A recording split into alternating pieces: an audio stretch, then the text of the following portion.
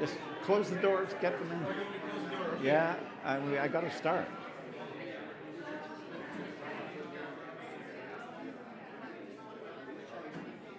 All right, ladies and gentlemen, welcome back from lunch. We are, if we can cut out the chatter so we can start the next panel, please. It's my pleasure to invite to the podium Michael Miltenberger, who is an old friend, and Michael played a very key role. We have some members from the Gordon Foundation here, the board of the Gordon Foundation and DataStream. And in the days when I was associated with the foundation, we had an idea about bringing data on water quality across the country. But we needed a pilot, a prestigious one and an important one to begin. And we went to see the minister. And it was a relatively short meeting. He said, Tom, if you're ready to do that, we'll be in. I'll appoint my senior public servant to this project, and if you ever have any troubles, call me. Now, that's the kind of cooperation you need when you want to get pilot projects underway. And it also, because of Michael, who at a previous conference 2 years ago spoke so eloquently about how fire was affecting his home, his territory, and his city. He brought so intensely to us here at Massey the nexus between fire and water. And because of Michael and the association he has with our keynoter, we were able to bring such a brilliant writer and journalist to Canada. So I want to turn it over to our friend, Michael.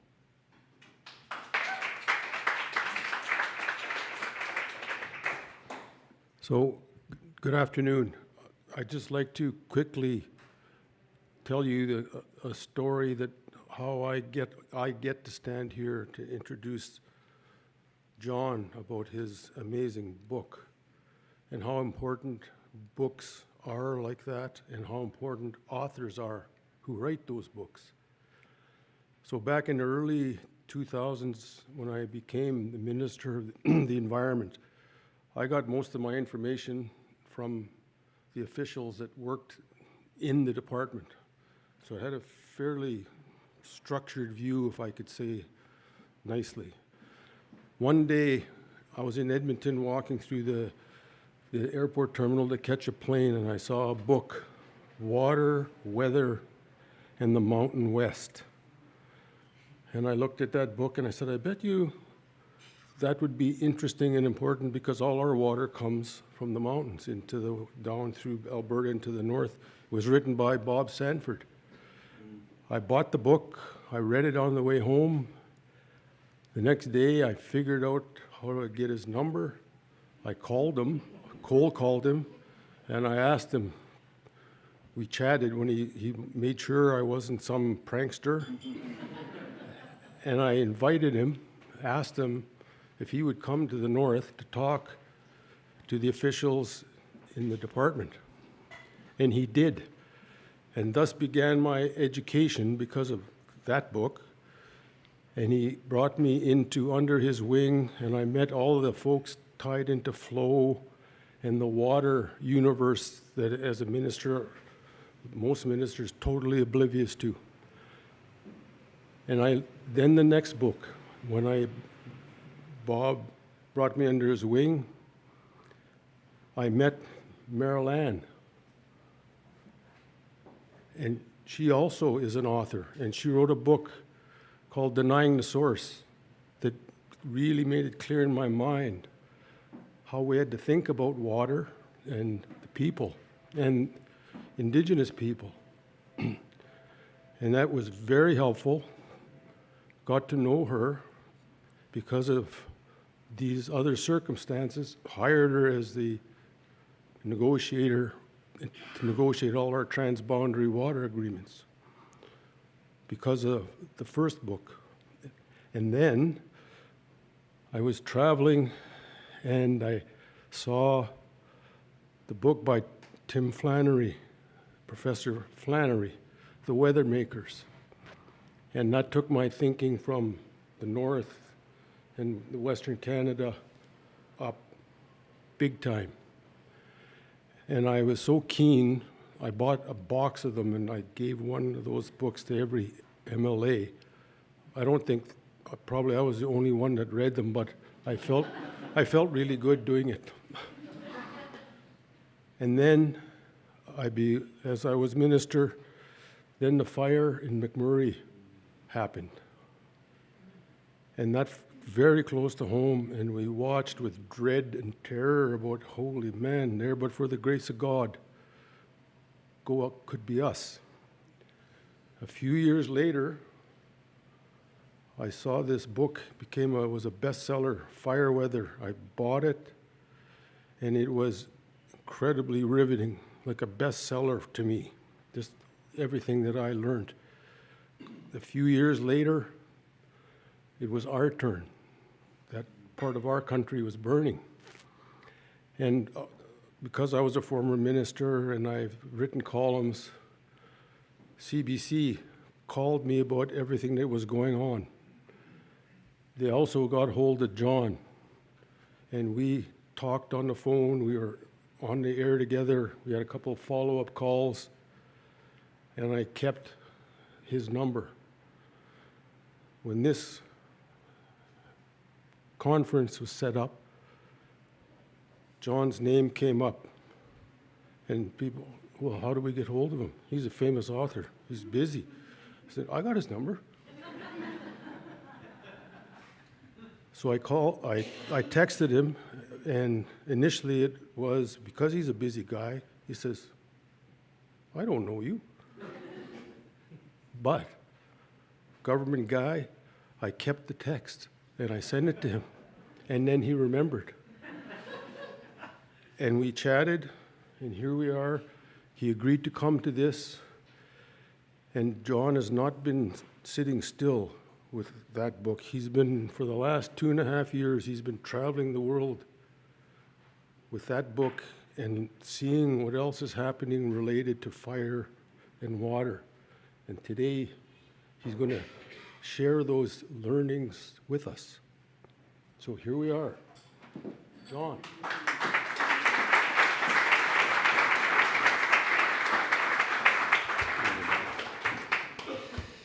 Wow. Well, thank you, Michael and Oliver and Emily. Emily's really got me here. The emails and the logistics and all of that. Really glad to be here. My task is to keep you awake as you digest your lunches and as I digest mine.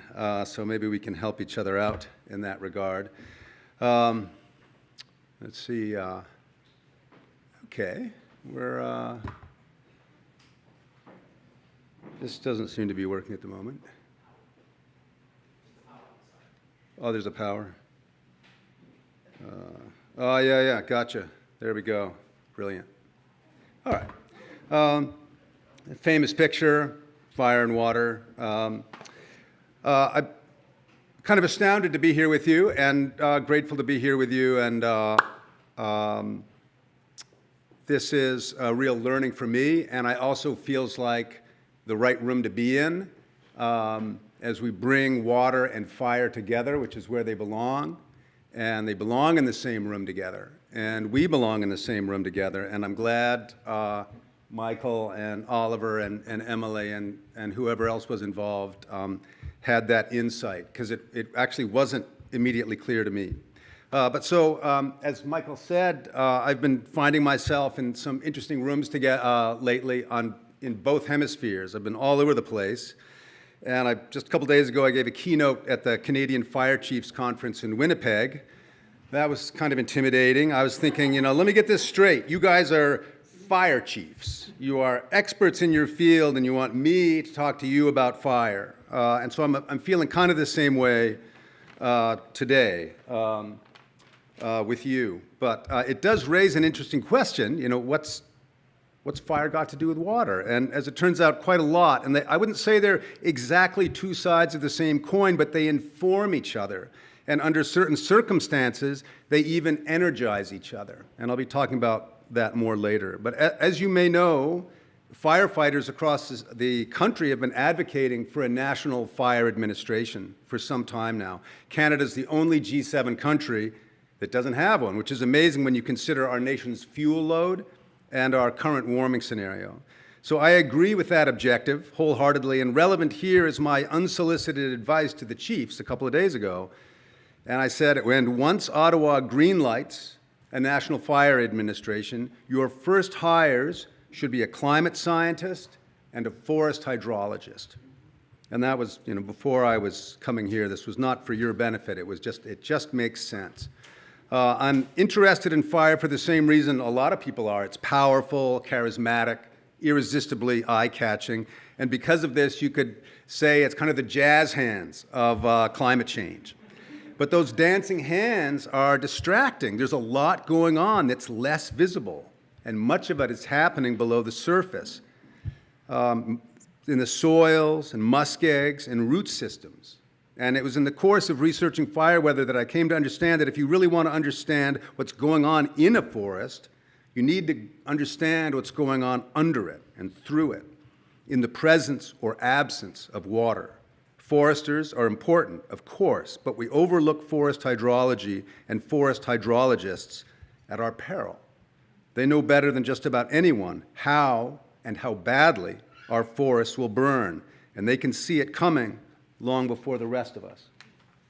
So what I've been continually amazed by over the past decade is how the absence of water in liquid or vapor form enables fire, and how relatively minor elevations in temperature or drops in humidity can have major impacts on a fire and on landscapes, as well as rivers and water bodies, even those most of us thought were stable. And this is this kind of painful Canadian wake-up we're going through. The shocking evaporation we've seen in the Oldman River, the Mackenzie, the Rhine in Germany, the Loire in France, the Mississippi over the past few years have been really hard to watch and hard to fathom, so to speak. Most of us think puddles evaporate, but not entire rivers and lakes. I understand water levels in the Panama Canal, which is freshwater fed, are now so unstable that ships are having to pass through with reduced cargoes to keep from running aground. I don't think any of us were expecting to find ourselves on the bleeding edge of epochal geologic change, but we are. And here in Canada, we have a front row seat to the future. Back in 2016, when the petro city of Fort McMurray burned from end to end, along with 2,500 square miles of boreal forest, students of fire understood that we were entering a new era of intensifying fire behavior, what fire historian Stephen Pine calls the Pyrocene age. This was a random band announcement from Montreal, but artists are seers, and one of their jobs is to cut through the noise. And the petroleum industry, as it's currently practiced, knowing what we know, fits this description. I don't think it's the intention of the industry, but that is the effect of the industry. The Fort McMurray fire, which I examined in fire weather, drove the largest, most rapid evacuation due to fire in modern times, 80,000 people in an afternoon, and it hobbled Canada's billion-dollar petroleum industry for months. Though it occurred less than a decade ago, it was a far more innocent time.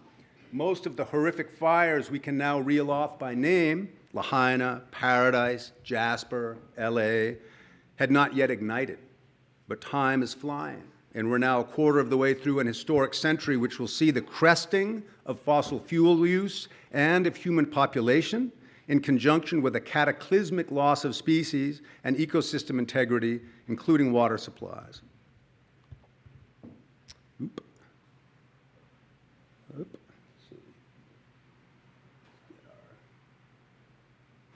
Here we go. That's Egypt, and that's the concentration of human population along the river, per one of our previous speakers. As you know, these events are fully underway, and they're accelerating in real time. So a century ago, Ernest Hemingway wrote a novel called The Sun Also Rises. Some of you might have had it assigned to you. And there are a couple of lines in it that have been on my mind. "How did you go bankrupt?" Bill asked. "Well, two ways," Mike said. "Gradually and then suddenly." And this applies equally well to the last 50 years of observed and tracked climatic changes. There's no getting around the fact that weather is different now, and fire is different now. The Earth's expressions are intensifying. As we gather here, rapidly increasing excess heat generated by fossil fuel emissions is pushing the limits of human endurance. 50 Celsius, 122 Fahrenheit, is an increasingly common summer temperature, and not just in the Middle East. During the heat dome of 2021, when the temperature in British Columbia topped out at 49.6 Celsius, nearly 700 British Columbians were killed in the most lethal and underreported weather disaster in Canadian history. Temperatures like these are clearly lethal to humans and to many tree species, but fire thrives in them, and water doesn't. I was at the Yellow Point Lodge out on Vancouver Island during the heat dome. Along the coast, it only got to about 100 Fahrenheit, about 38 Celsius. This was a huge indigenous species, the Gary oak, big, beautiful tree, fully mature, growing near the shoreline, so its roots were going over rock under shallow soil. In the space of 5 days, this perfectly healthy tree was killed stone dead by that heat dome. So I saw the leaves basically crisping out in real time, and I thought, well, this is a mature oak tree. It's got roots, it's got, they hold water. So I thought, okay, it had a bad summer. I called back the next summer and I said, that oak tree out in front of your lobby there, what's the status of that? And they said, it's dead. In 5 days. So that was a graphic illustration. Most roots are deeper. Oak has a taproot. But because of the geology in that situation, that otherwise totally successful tree was wiped off the face of the map, like 700 British Columbians. So in July of 2023, Thomas Smith, an environmental geographer at the London School of Economics, made a sober observation to the BBC. "I'm not aware," he said, "of a similar period when all parts of the climate system were in record-breaking or abnormal territory. 2023 was a turning point. What appears to be happening now is a nonlinear acceleration. Look at any metric of planetary distress." So these are global temperatures for the autumn months, what we're in right now. This goes back over the past 40 years from the 80s to now. Obviously, temperature fluctuation through the years and seasons is normal. That's part of the variation of planet Earth. But we have this steady lurching upward, and then look at the jump in 2023. This is North Atlantic sea surface temperatures, same time of year, same period, 40 years. We see that colorful spaghetti of steadily warming temperatures. That red one that arcs up above the others, that's 2023, and creeping in from the right is the as yet to be completed 2024, still warmer. This is 2024 up in Svalbard in the high Arctic. Again, that black and white spaghetti are previous 40 years of temperature averages. And then look at 2024, just taking off into a different realm. It's like it's being driven by different energy. This is the Pacific, so this is my ocean. I live in Vancouver. That dark red you see in the eastern portion is 5 degrees Celsius above normal. If you want to disturb yourself as a Canadian, look in the very upper right-hand corner. Look at that bright red. That's Hudson's Bay, 5 Celsius above normal. So some early map makers described unknown parts of the globe as terra incognita. Our planet and our civilization are now entering clima incognita. This is not a new normal. This is something else. It's the unknown climate. In so doing, we're departing the Holocene epoch, which was the Goldilocks zone of relative climate stability that enabled us to build the world as we know it over the past 12,000 years. To borrow from another children's story, The Three Little Pigs, we've built our homes and infrastructure out of 20th century straw. And now there's a 21st century wolf at the door. And that wolf, of course, is climate change in the form of extreme weather. So we, all of us, and that's what I feel we're doing bravely in this room, is recognizing this moment for what it is, the beginning of a new era of civilizational retreat, contraction, and consolidation. With these, of course, will come drastic changes in our relationship to water. So there's a term I want to introduce to you, discontinuity. There's a wonderful futurist working out of Berkeley, California named Alex Steffen. He's a very sober fellow, but he tells it like it is, and he's proactive. It's hopeful in that sense. But discontinuity, as he describes it as an event or situation wherein past experience ceases to be a useful guide to future problem solving. And this is what I think, really impacted the response to the Fort McMurray fire. This was a fire of the future, and they responded with methods of the past. Firefighters all over the place have been experiencing discontinuity more and more often with increasing regularity.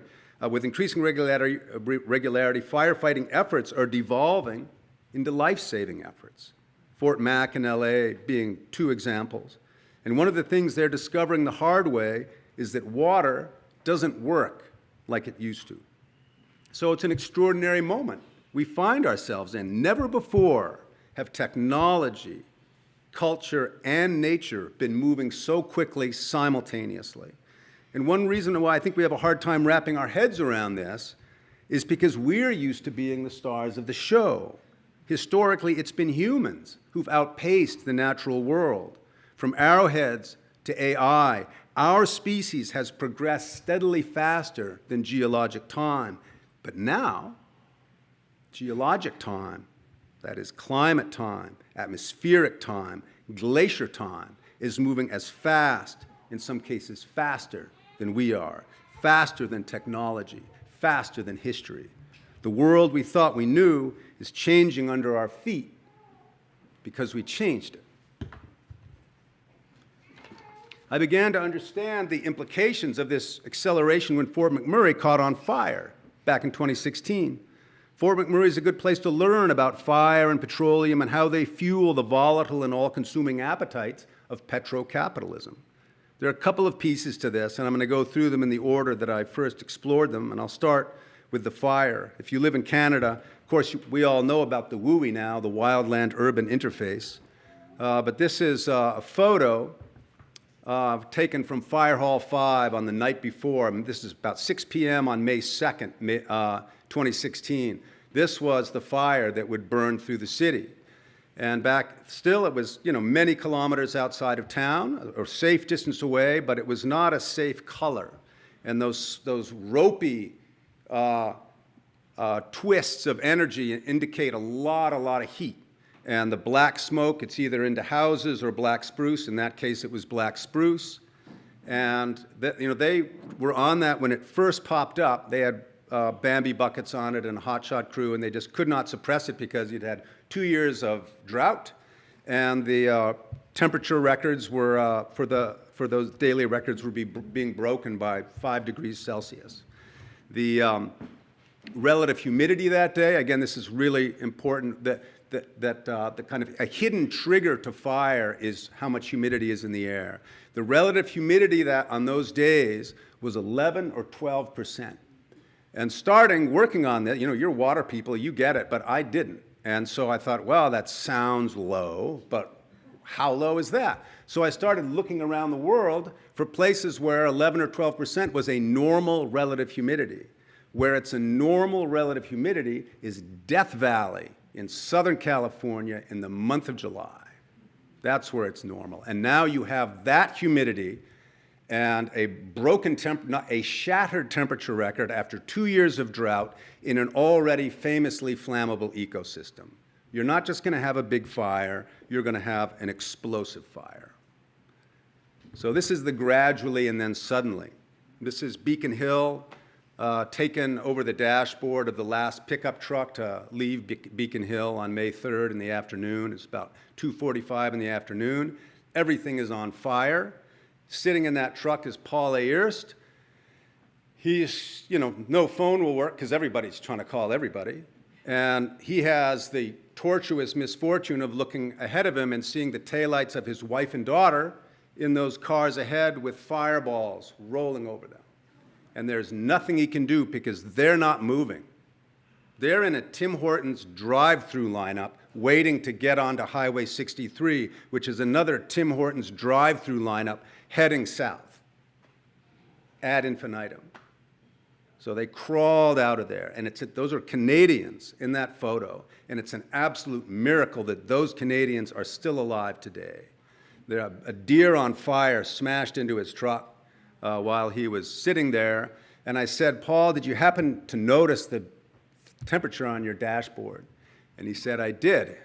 And I said, "What was it?" He said, "It was 66 Celsius. That's 151 degrees.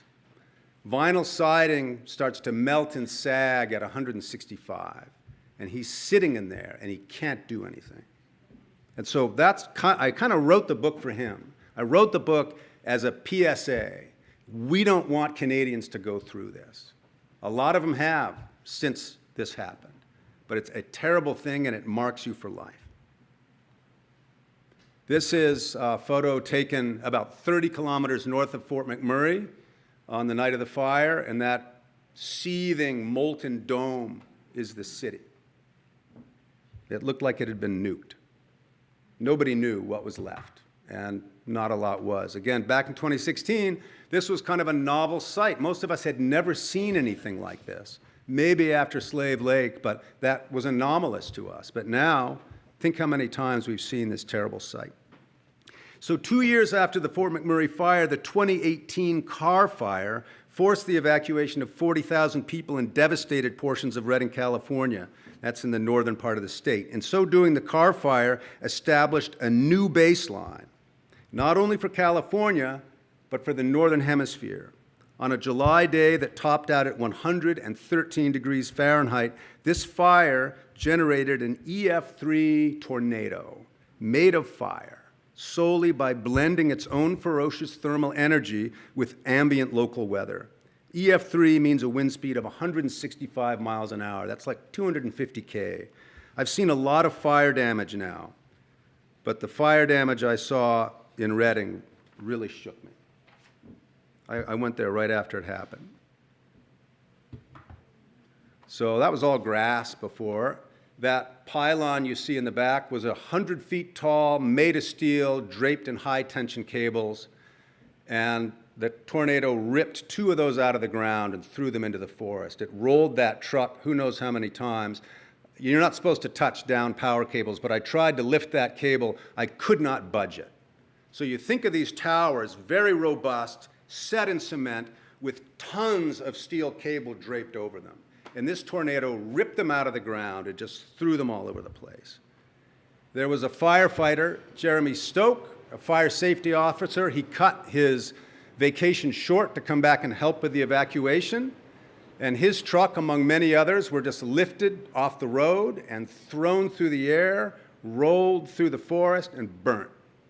So he's got 2 kids with no dad and a wife with no husband. And just different kind of energy that we're not used to. Mostly cast iron pans survive fires. That's one of the few things that do. I found these hundreds of yards from the nearest house. Well, there's really no house left. All the houses in the area were completely stripped from their foundations. There was nothing but bare slabs and like sheet metal wrapped around trees like silk scarves and these destroyed skillets. That's a tractor seat.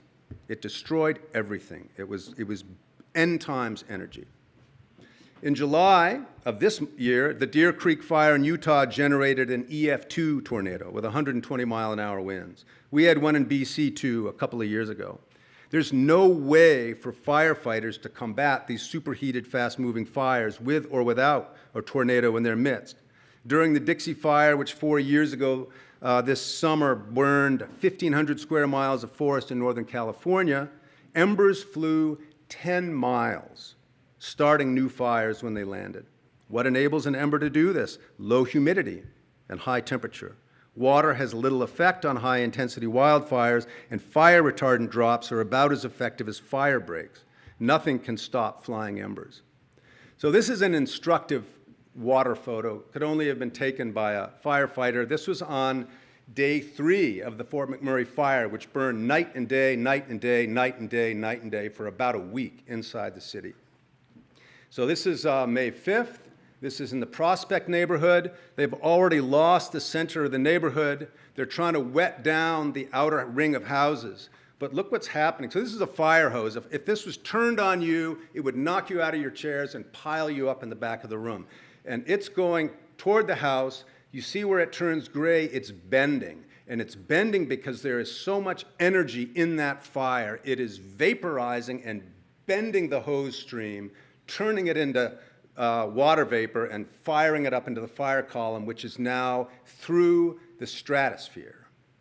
And so this, I think, you think of those expanding molecules as they expand in the heat. I think it's possible in this case that water vapor can actually energize a fire. I don't understand the physics of it, but when you think of what's happening with the vapor expanding and all that energy, why wouldn't it just build it? So this is the power of increasing atmospheric CO2. It expresses itself through heat retention, and its vocabulary appears to be growing, most obviously through variations in weather, fire, and related phenomena. Some emerging characteristics of what I call 21st century fire are hotter, faster, more destructive events that burn longer, grow larger, kill more people, and are harder to suppress. Other characteristics include aggressive round-the-clock expansion due to the progressively rising nighttime temperatures.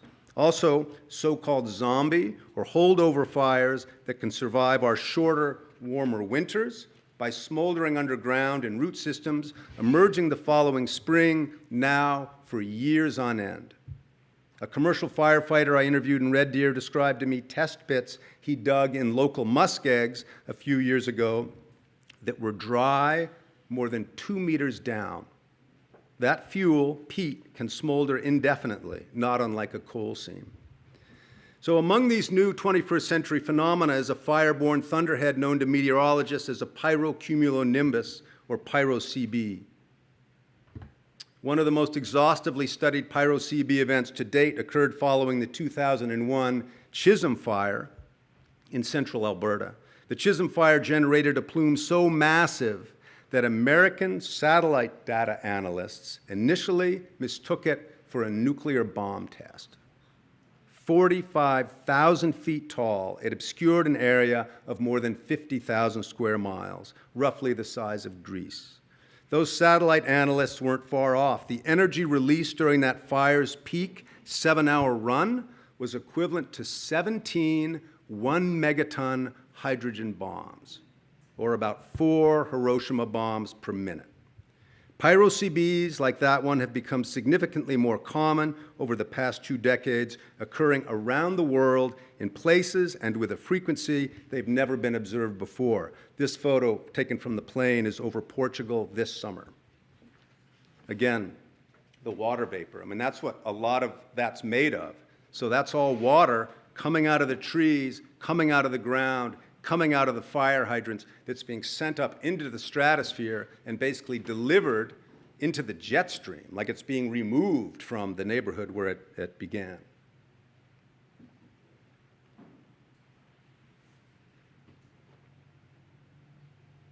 Flirting with disaster there.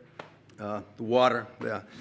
During Canada's record-breaking 2023 fire season, which choked the eastern seaboard in toxic smoke and turned skies orange all the way to Europe, our burning forests generated 142 pyro-CB events in one summer. It's a first for planet Earth. In addition to black hail, pyro-CBs can produce their own lightning. Pyrogenic lightning has been described since ancient times, but almost exclusively in the context of large volcanic eruptions. Pyrogenic lightning can ignite new fires virtually anywhere within a 50-mile radius of a pyro-CB. Due to elevated temperatures and rock-bottom humidity, those pyro-CB strikes have become a common cause of secondary ignitions across the West and are accompanied by all the hazards associated with electrical storms, tower strikes, power outages, and electrocution. When a forest is primed to burn, as so many are in Canada, a pyro-CB generating wind-driven embers and lightning can transform a local wildfire into a self-perpetuation machine of destruction operating on a regional scale. The only things that can stop a pyro-CB are a change in the weather or an enormous body of water. These intense fire events are not only destructive in the moment, they trigger a litany of knock-on effects that can last for years and end up being more destructive than the original fire. I'm referring to the cauterizing effect that particularly intense fires can have on living soils, like around Fort Smith, as well as hydrophobicity and the subsequent debris flows, which strip topsoil and can have grievous impacts on waterways and the creatures who depend on them. To this end, I want to alert you to this guy. This is Brendan Murphy, and his specialty is hydrophobicity and debris flows, and he should be here. He's a recent hire at SFU. He came out of Utah, young guy, full of energy, very good communicator, a force for good. That's his website, brendanpmurphy.org. He doesn't know I'm doing this, but I urge you to introduce yourselves to him. He needs to know about you. He's new to Canada. It's hard to appreciate the extraordinary energy generated by these fires if you haven't experienced one yourself. So I want to talk briefly about radiant heat. And for all you poets and hydrologists out there, radiant heat is the heat that tells you not to touch the candle. It's invisible. It moves at the speed of light. The radiant heat coming off the leading edge of a 21st century wildfire, like Fort Mac, can hit 500 Celsius, 900 Fahrenheit. That's hotter than the planet Venus. Radiant heat projects, which means it desiccates everything in its path, superheating future fuels, including forests, houses, cars, animals, to the point that they can combust even before the fire arrives. Fire weather took me 7 years to write. I do not recommend that. And when you lock someone in a room for that long, their mind is going to go in some weird directions. And one of the joys and terrors of being a journalist is being able to ask any question I can conjure up. And so a couple of years into this project, as I homed in on the fact that fire and people, despite being 75% water, always show up at the party together, I posed a couple of unscientific questions. First one was, is fire alive? Second one was, do humans and fire have a common ancestor? Well, the answer to the first one, is fire alive? Almost. The answer to the second, do we have a common ancestor? Kind of.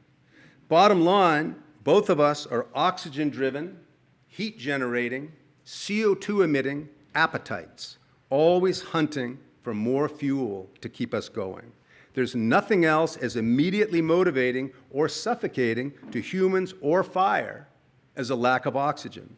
Just try holding your breath for 90 seconds and notice how you feel. This is from chapter 5.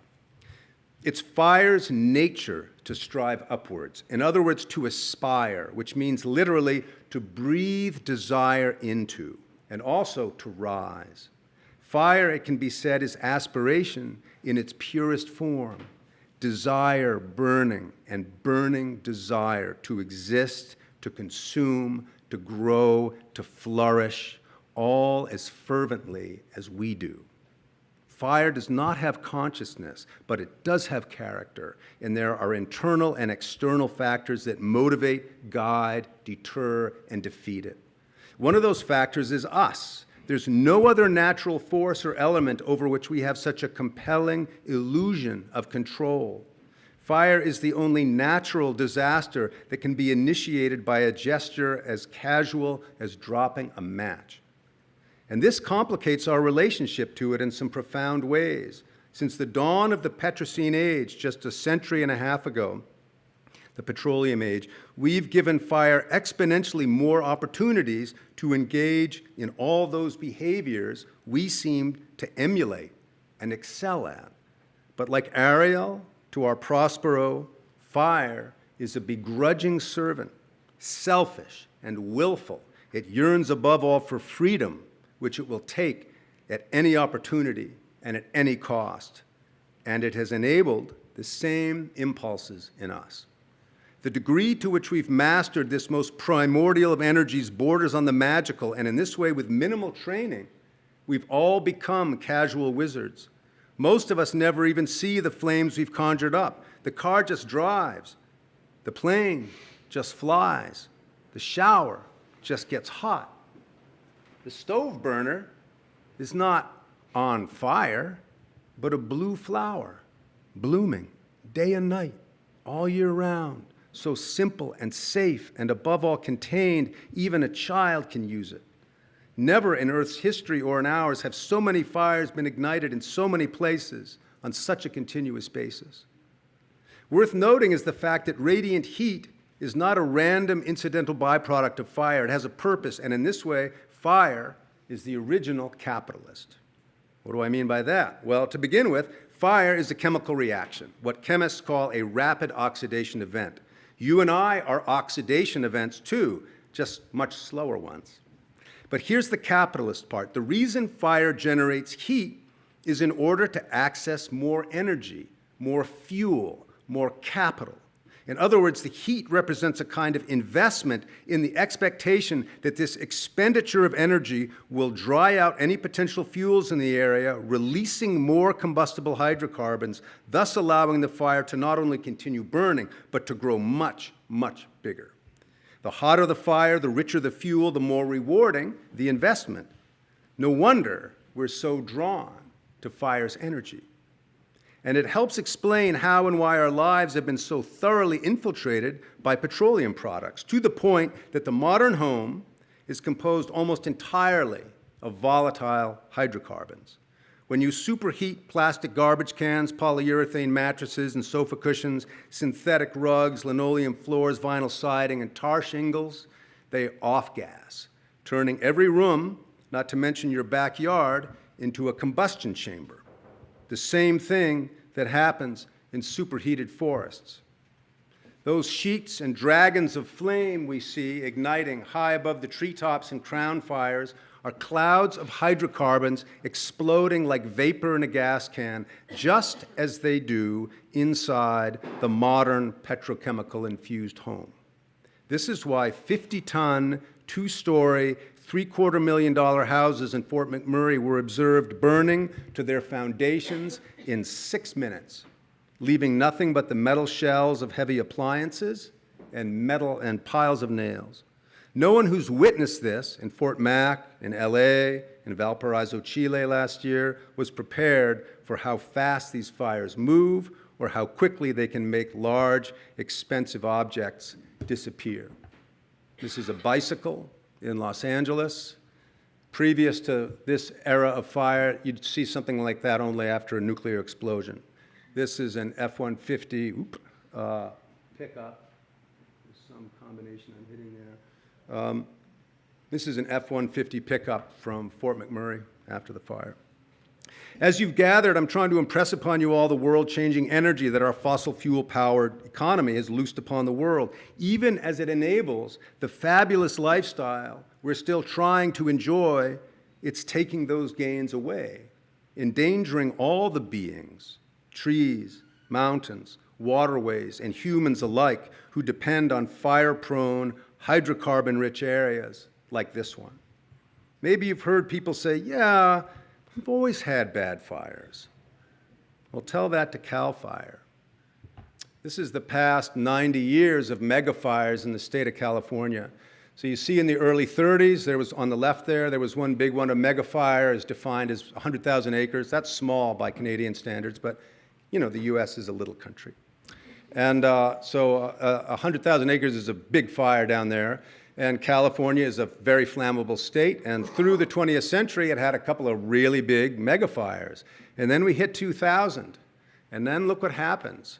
Not only do the mega fires become more frequent, it looks like a cityscape now, they become much, much bigger, up to 1 million acres. So for the sake of perspective, the LA fire, which most expensive disaster probably in US history, all told, doesn't even rank on this scale.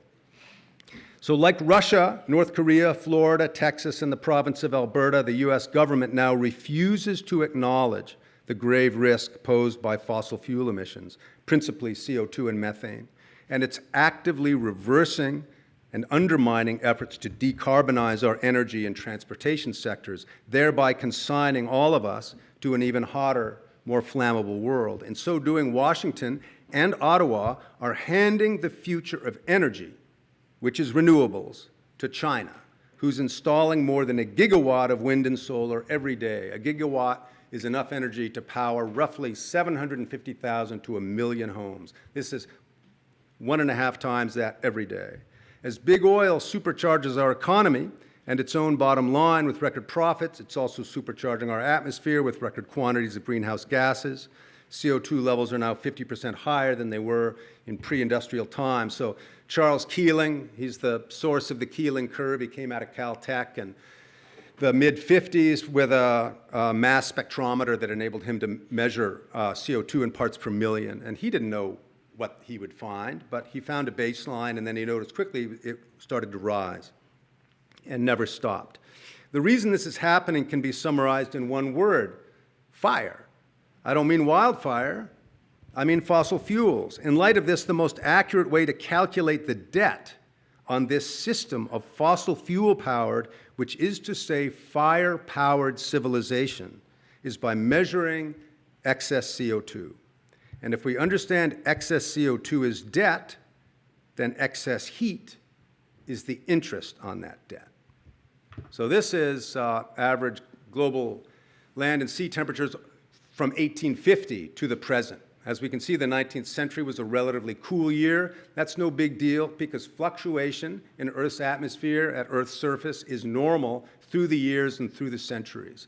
And it pops up there a little bit during World II, drops back down, and then starting in the 70s, it lurches up again. No big deal, could be a variation, drops down again, and then it starts to go up and up and up, and then look at 2023. Starting around 2000, when CO2 levels were approaching 370 parts per million, the rate of global temperature rise accelerated, becoming more noticeable to the general public. What thermometers, fire behavior, and our own bodies are telling us is that our CO2 debt level has become unsustainable and the interest unpayable, to the point that we now find ourselves in the default zone. And I know none of you has ever done this, but typically when we default on a loan, the bank calls in the debt, and they might even repossess your stuff. So this is one way to understand the steady increase in fossil fuel-enhanced weather disasters. These floods, fires, heat waves, and intensifying storms are the bank of nature's repo men coming to collect on that debt, repossessing our homes, our cars, our towns, and also our water.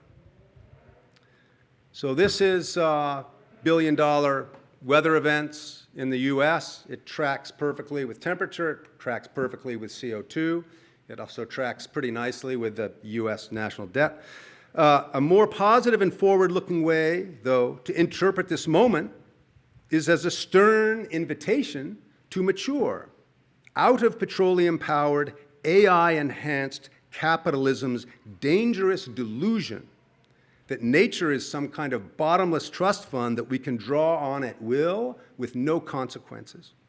And B, that we're somehow in charge. I don't care what business you're in, virtual or actual, nature owns 51% of it at least. Until we recognize the natural world as more than a full partner in everything we do, she will continue to remind us in progressively more violent ways, and she will continue collecting on that debt. So let's be clear, coal is an 18th century fuel. Oil, which still drives about 80% of the world's economic activity, dropping now, is a 19th century fuel. The internal combustion engine was prototyped in 1860. Why are we still using these things? Standard Oil, Exxon, Esso, Imperial, was founded in 1870. Who uses stuff from 1870 anymore? Bitumen, what they're mining and melting up in Fort McMurray, is not a fuel at all. It's a driveway sealer. It takes billions of cubic feet of natural gas every week to melt and fractionate bitumen into substances American refineries are able to render. So why are we still doing this? Especially when scientists have understood the basics of the greenhouse effect literally since the 18th century. We've understood the heat-retaining qualities of CO2 since the 1850s. Scientists were speculating on industrial CO2's potential for altering the climate in the 1890s. What's alarming and probably indictable is the fact that petroleum companies have known this for more than 50 years. In fact, they've been leaders in climate science. So this presented a quandary. How do you separate oil from fire or burning from emissions when that's your business? You can't. And so starting in the 1980s, the industry embarked on a disinformation campaign to disavow and undermine their own science, and they've been doing it ever since. For Canadians, I really recommend the Petroleum Papers by Jeff Dembicki. It really looks at Canada's role in this. He's a terrific journalist. He really gets into the nitty-gritty. Now, again, the Petroleum Papers. And then, if you want to read about the States, Inside Climate News got a Pulitzer for their work in this area back in 2015. So now in 2025, we find ourselves living in an untenable contradiction. Even the Wall Street Journal, historically friendly to big business and big oil, has called them out. In 2023, they published an expose entitled Inside Exxon's Strategy to Downplay Climate Change. Here's the strategy in a nutshell. This again is Alex Steffen, calls it predatory delay, the deliberate slowing of change to prolong a profitable but unsustainable status quo, whose costs will be borne by others. You know, this is Canadian energy policy right now. So this begs a question every one of us should be asking our PM, our premiers, our MPs, our mayors, our American friends, and ourselves. How is it not a crime to knowingly, willfully, enthusiastically sabotage the future, as the petroleum industry and its colluding investors and governments are doing now? And why would someone do that? John Kenneth Galbraith, a U.S. economist, ambassador, and author born in Canada, wrote, "People of privilege will risk their complete destruction rather than surrender any material part of their advantage." Loyalty to the status quo, especially when it's profitable, is extraordinarily powerful. It's compelling and often corrupting. I think it derives from an elemental instinct for self-preservation. Some might call it selfishness or even greed. But I also think of us right here. Parts of the world are on fire right now. But we still want to gather at this conference or complete a water study or write a book or go for a paddle. Just about all of us have plans for our day, for our lives, and they don't include climate change. The Fort McMurray fire, I'm almost done here, the Fort McMurray fire occurred in 2016, which was then the hottest year in recorded history. But last year, 2024, was hotter still. And you can see where this is going. This year, atmospheric CO2 levels exceeded 430 parts per million for the first time in more than 10 million years. This is an ugly graph, but it's an accurate one, and we can unpack it later if you want to. But the longer major economies, not to mention our personal finances and transportation choices, remain hostage to the fossil fuel industry, which incidentally is currently trying to weaken protections for oil workers in dangerously hot conditions, the worse these fires, floods, heat waves, and droughts are going to get. The busier the Red Cross is going to be, and the more evacuations, heartbreak, and PTSD we and our neighbors are going to suffer. Pretty much every Canadian now knows someone who's been impacted by wildfires. That wasn't true even a decade ago. Which brings me briefly to insurance. Rhode Island Senator Sheldon Whitehouse summed it up well last June when he said, "This isn't complicated. Climate risk makes things uninsurable. No insurance makes things unmortgageable. No mortgages crashes the property markets. Crashed property markets trash the economy." Friends, the writing is on the wall and in these lakes and rivers. and it takes the form of a question. Are we going to go down, clinging to a 20th century status quo, in servitude to fire, in servitude to fossil fuels whose emissions can be directly linked to accelerating drought conditions and water loss? Or are we going to evolve using our collective brilliance, our capacity for collective action, our abundant gifts for invention, connection, and influence, to lower the temperature, to recognize actively what makes life worth living, indeed what makes our lives possible at all? So to this end, I want to leave you with a really potent word. That word is reverescence.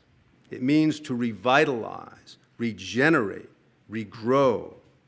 This is what the earth wants to do. Growing, flourishing is the earth's default mode. After the fire passes over, this is what's waiting underground. This is Abysand in Fort Mac. The basements behind those flowers were so hot that steel lost its integrity and porcelain toilets vaporized. The estimated temperature inside those kiln-like pits was around 1600 Fahrenheit.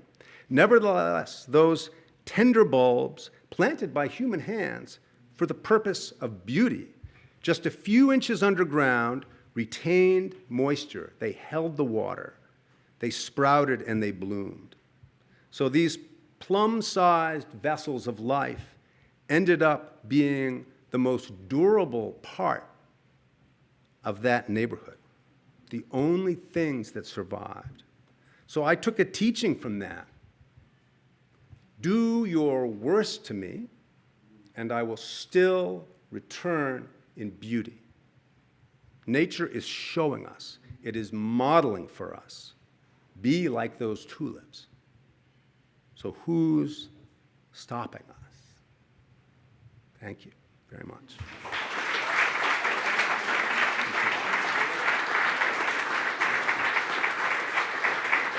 Thank you.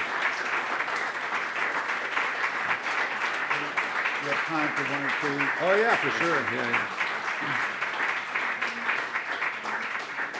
We have time for one or two questions after this brilliant lecture. Who'd like to? You know, we could just bellow them out if you like. Yeah, in the back there. Very simple question. That oak tree that you mentioned. Oh, sorry. The oak tree, yeah. Was it alone or was it with other trees? It was, no, it was alone. Well, it was in a grove, but because of the nature of the roots running across the tops of the rocks, not exposed, they were under soil. But it was there were plenty of other trees around it. And I think, you know, but it was a, you know, a bellwether, a canary for sure. Yeah. Yeah, hi. I'm brilliant. I just overwhelmed with fantastic. Chapter 5, Thanks. choke oxygen. Has anybody researched concepts like iron domes that can physically be used to Howard, stuff we out? need this for the television audience. All right. Hi. Yeah. Brilliant. Thank you very much. Wonderful. Just wondering, in chapter 5, you read about choking the oxygen.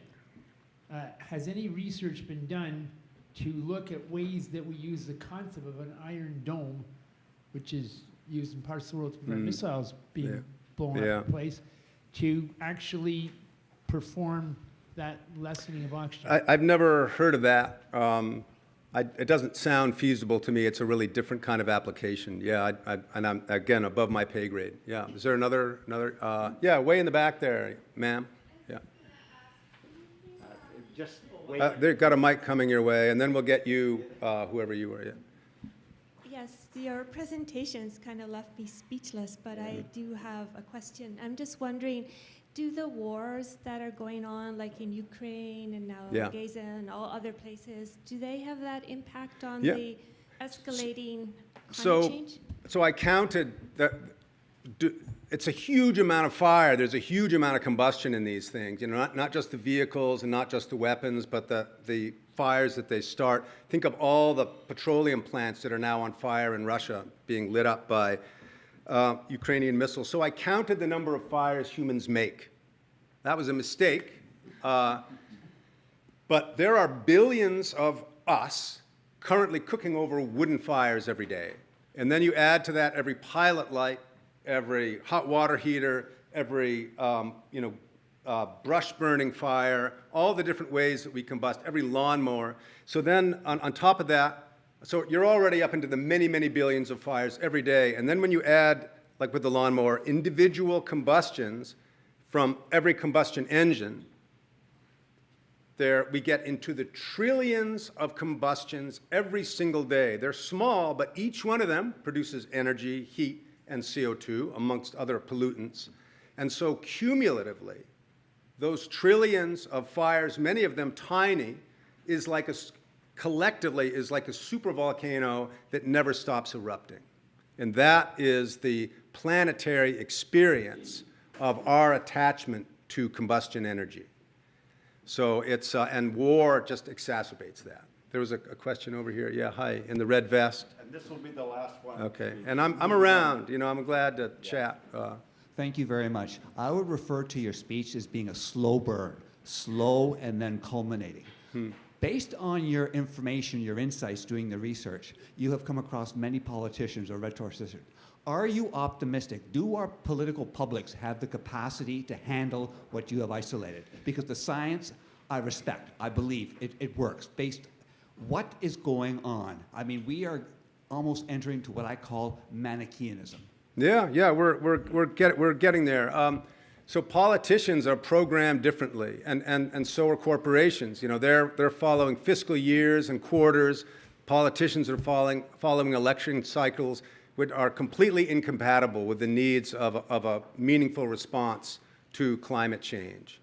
And as long as we remain kind of anthrocentered in that way and money-centered, it's going to be really hard to accomplish what we need to accomplish. And AI is not the magic bullet that everyone wants it to be. And this idea of going back and reconnecting to nature, to actually becoming more humble rather than more advanced, is really anathema to the current techno-capitalist impulse. And yet, nature is going to push us there anyway. If we don't do it, nature will do us. Nature will simplify for us. And we will see that in our lifetimes. This isn't an abstract future. It's literally happening now to all kinds of people around the world who are being pushed out of wherever they lived and forced to live simpler, reduced lives because they can no longer live expansively and healthily on their home landscape. I'd be glad to chat more. I'd really appreciate your attention. It's a heavy dose. I wouldn't be here if I wasn't optimistic, though. What's happening with renewable energy is first time in 150 years. We live in revolutionary times, politically, energetically, chemically, physically. Just an extraordinary time to be alive. And I'm very, very glad to be here and alive with you. It really, Nice way yeah, to end. thank you so much. Thanks a lot. Thanks a lot, everybody. So, ladies and gentlemen, we're going to call our third panel up on water and global health. There'll be a 5-minute only washroom break, and those who are interested after this brilliant lecture, the book is in the lobby for purchase. Okay? Thank you very much. 5 minutes. Great. Yeah, thanks. Great. Thanks a lot for, yeah. I'm going to see if somebody wants to come to you, but I got one punchy one for Oh, you, yeah, good. which I didn't want to do in front of the group. But if I read your book right and your trust, you need less fire weather. To get less fire weather means to deal with capitalism. Capitalism, yeah, absolutely. Totally, yeah. So now if we, runaway train. So now if we go to the other side of it, which possible, but maybe the answer, I don't want it to be true, but maybe it's an adaptation. And then I would maybe ask it as a question, but maybe something we can think about. How do you begin to bring in the natural part of fire, the friendly fire as part of your conclusion, Yeah. beneficial fire being something that we need to do to actually begin healing Oh, the landscape? it's already happening. Yeah. It's already happening. It's even happening around Fort McMurray. That's They do right. prescribed burns there. That's right. And CAL FIRE, members of CAL FIRE in California are joining forces with indigenous firekeepers in certain regions to reintroduce good fire back to the landscape. So That's the thrust of what we're trying to do. yeah. And I think, I'm not going to say, because your talk is perfect, so I'm not going to take anything away from your talk, It's but a- if if you had one more chapter, Oh, yeah. that Yeah, would be it's the time chapter. constraints. And often that comes out in the Q&A. Yeah, yeah. So like if we have a more leisurely Q&A, we can unpack all that. And what this really requires is like a half an hour Q&A. And when I've had those really open-ended conversations, people really stick around and we really get into the meat. Because this is it's provocative, you know, That's right. and it's very challenging material. Yeah. But Well, I there's think- a lot happening right now that is hopeful. I think the challenge is that, because if the conclusion is always it's the nature of democracy or it's capitalism, we leave without any fuel in our tank, right? Yeah. Versus saying, wait a minute, exactly like your hopeful message of the tulips. Yeah. I think there's another hopeful message, which fire is not to be feared. Well, and that, We've created the beast. I couldn't agree with you more. and, yeah. and I know you get it. Yeah, I know that. and it comes back, and it comes. I mean, we need to have several beers and unpack this, but it's it comes back to the local, and I think it really is happening. I mean, just the fact that people are writing articles about Indigenous people's fire practices, like that's like the least sexy subject. Yeah. You know, and yet I've seen it all over the place. I did a special on BBC, you know, about it, and you know, it's amazing. I mean, that's a real advance. That's real progress. Hey there. Hi there. Hi, it's Lily. Yeah. I'm Sorry. so glad you're Well, here. I was wrote out, so that's probably why, because I'm too passionate about these things. But anyway, I'm a huge science fan. Yeah, baby. Brilliant book, Really. brilliant speech, and I'm glad that at the end you said you're optimistic.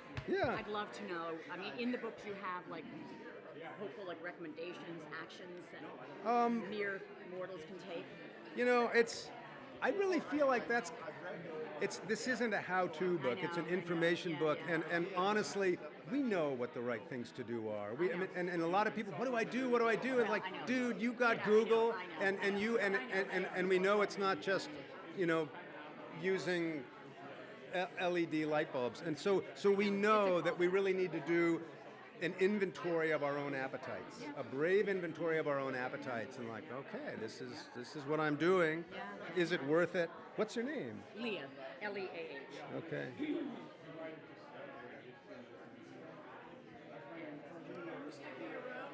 Yeah. Yes, you will. Yeah, unfortunately I have to run because I'm so glad you stayed, and my mother here. was rushed to the hospital this morning. Oh goodness. Oh geez. Yeah. So here's a really powerful word for you. Okay. Yeah. I It's love a that. really beautiful word. And the tulips. Is that? Yeah, that's a nice one too. Those are in the book also, but Veritas is where it's at. Thank you so much. And thanks we for all inviting have us that, coming and to you speak have with it. us. Thanks. Yeah, thanks for coming. Hey there. Hi, Ted. From Flo there. What a so- cool last name. Yes, it is. Ted Usick. I love it. Yeah. Well, Well, that was a powerful message to give. It was interesting watching the Americans in the room to see their reaction. yeah. Well, it's true. No, there ain't a lie in it. With all good wishes. Like I said, you make David Suzuki look tame. Well, it's.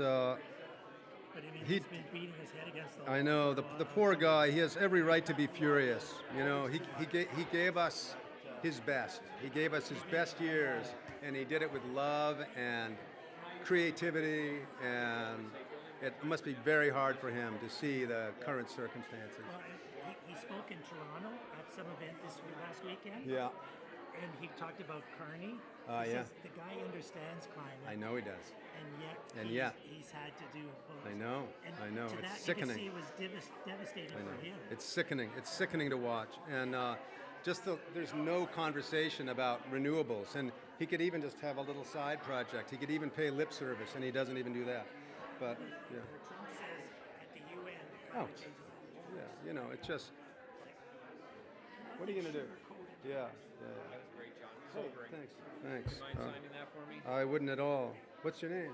Mark, You told. Right, you told me. Yeah. Forgive me. Canada Water Agency. Yeah. Mark is head of the Canada Water Agency. Right. And I remember. And I got a beautiful word for you. And it's viriditas. It's a beauty. It comes at the end of the book. And it's really a powerful word. Thanks, John. That was great. I'm really glad you're here. And I hope our paths cross again. I just want you to know that I'm available to advocate for water. Okay? I just wish every politician in Ottawa could hear that. Well, thank you for your service. Yeah, I really appreciate it. Hey there. Hey, I really enjoyed what you had to say about the flood mapping. I learned a lot. Yeah. Knocked me over here. Oh yeah.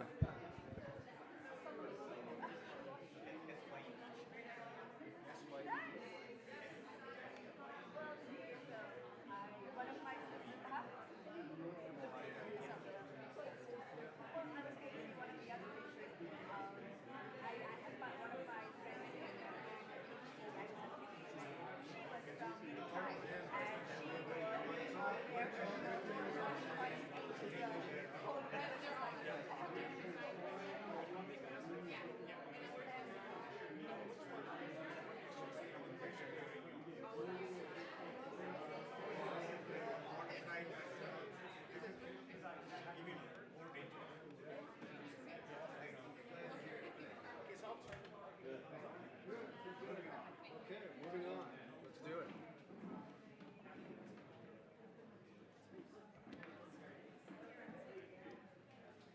All right. So, ladies and gentlemen, we're moving on to our third panel, having over the day discussed Canadian issues, Canada-US issues, amazing lecture about the fire-water nexus, and now global health and water, of which we have another tremendously distinguished panel.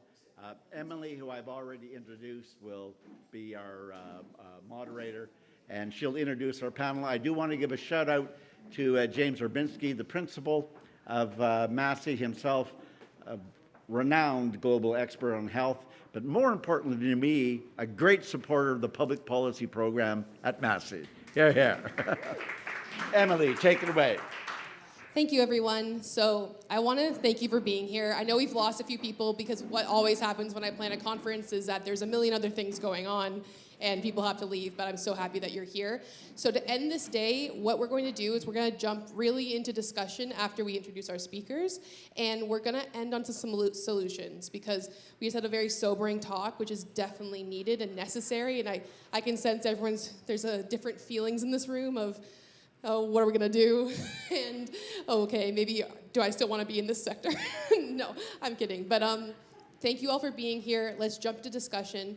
And the first person I'm gonna introduce is Dr. James Urbinski, who's going to be talking to us about solutions in the form of global treaties and the threats that they're facing right now. Hello. Well, first of all, it's wonderful to be invited to participate in the panel.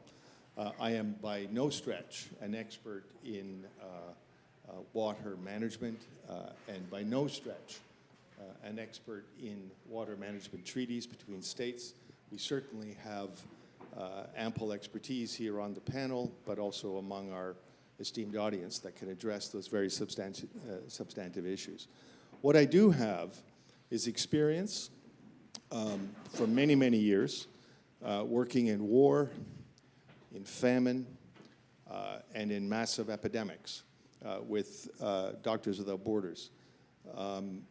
And in each of those three categories, war, famine, and epidemic disease, water figures not just prominently, but centrally.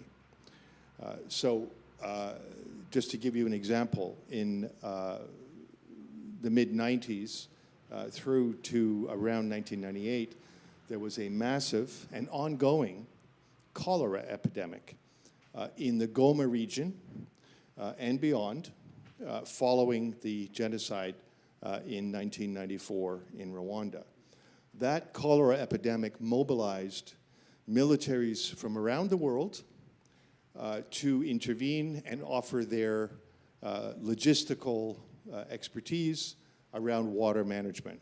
I can go into a very long analysis of that, which would conclude with the fact that it was a failure, and that it was the mobilization by MSF, working very closely with the Red Cross, of oil and water trucks from across the African continent within a 48-hour period to be able to gather water, sufficient water, in cleaned out trucks, so we didn't just put it in oil tankers, former oil occupied tankers, we cleaned them out properly.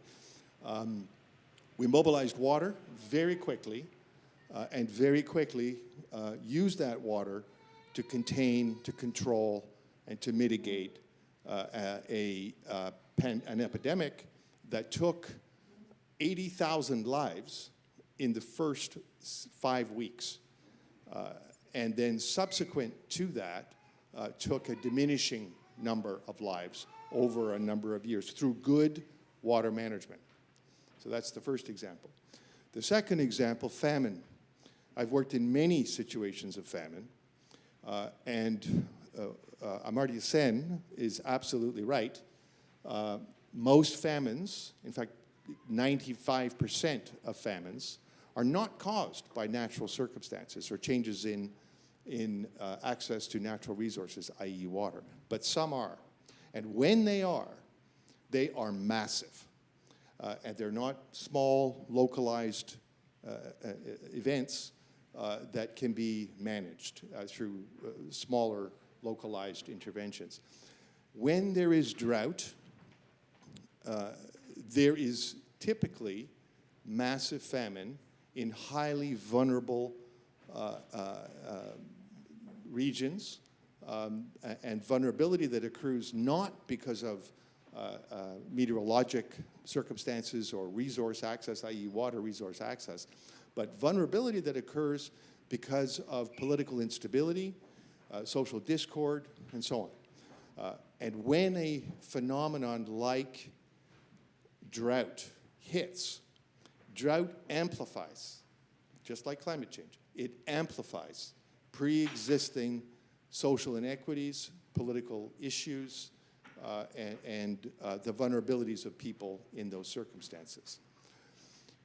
So I've seen that in many situations, most especially in Central and East Africa.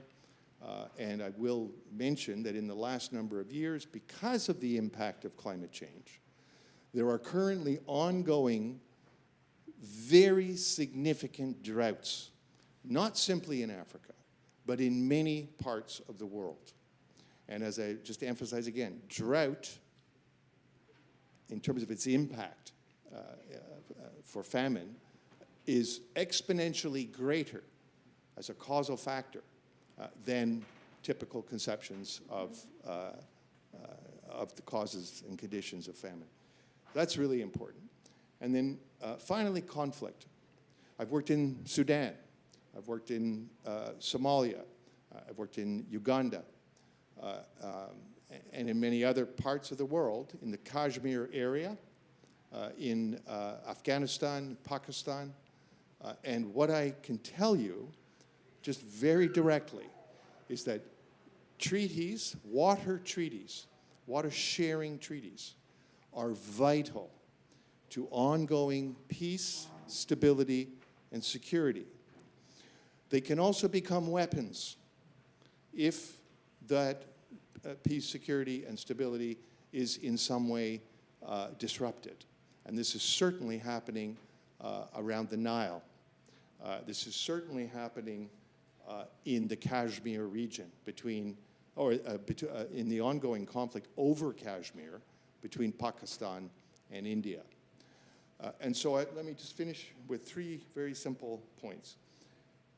Dialogue and diplomacy around conflict, or around potential conflict, absolutely must be supported.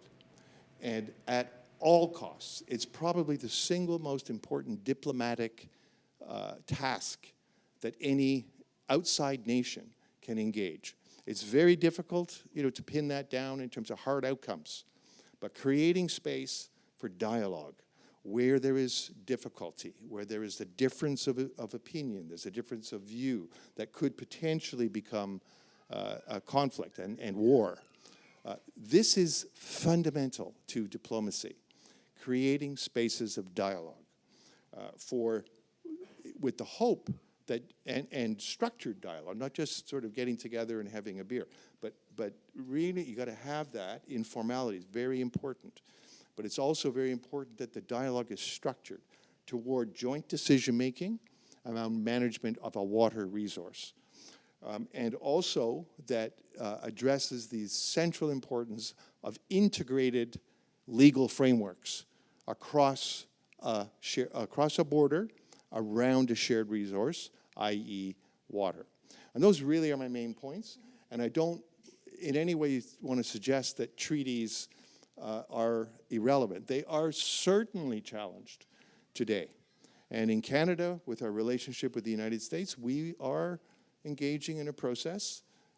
We have engaged in a process for some 150 years around shared water management treaties. And we are now having to revisit that in a very significant way with a, how shall I put it, more thirsty neighbor. So this is something we have to engage. That's also true in the Nile region. Canada has a hugely important role in supporting dialogue with the framework that I very briefly outlined. And again, finally, in the Kashmir or the India-Pakistan region around the shared water treaty that is now being weaponized by India toward Bangladesh. However great the challenges, it's so central that we engage and that we don't stand back as a nation and say, oh, well, that's unfortunate. No, we have a responsibility, and in the very least, it is to create, enable, and support spaces for dialogue and diplomacy. Thank you. Thank you. And just for everyone in this room to know, there are two key dates that are coming up on a global water conversation. One is next year, the 2026 UN Water Conference, which will be held in Abu Dhabi. This is the second one. The last one was, I believe, it was 2024, and that was the first one in 35 years. So we're having one every 2 years now. Additionally, is the looming threat of the 2030 goals, the SDGs, coming to a close. So I kind of want to keep those dates in the back of your mind. Now, I'm going to move on to Dr. Corinne Schuster-Wallace to look at the intersection between health, water, and the environment, and kind of speak to a very easy intersection to discuss. Yes, you've given me 50 minutes, haven't you, not 5? It's a pleasure to be here, everybody, and I certainly can. And the intersection of global health and sustainable development is critical. Actually, I'm really in awe of John for birthing a whole book. Myself and a colleague birthed an edited book at that intersection just about 6 months ago, and I don't envy you writing the whole book. It was bad enough wrangling chapters together, so really appreciate that. And also the fact that you put human faces on the conversation that we're going to have at this panel too. And so in terms of that intersection, it should be relatively obvious now in terms of individual health and well-being, community health and well-being, which then goes to national and global health. And so when we think about what we're talking about today from that water perspective, if we don't have healthy people, we don't have healthy economies. If we don't have healthy places where people can live, work, and play, then we don't have workforces to build those healthy economies and strong economies.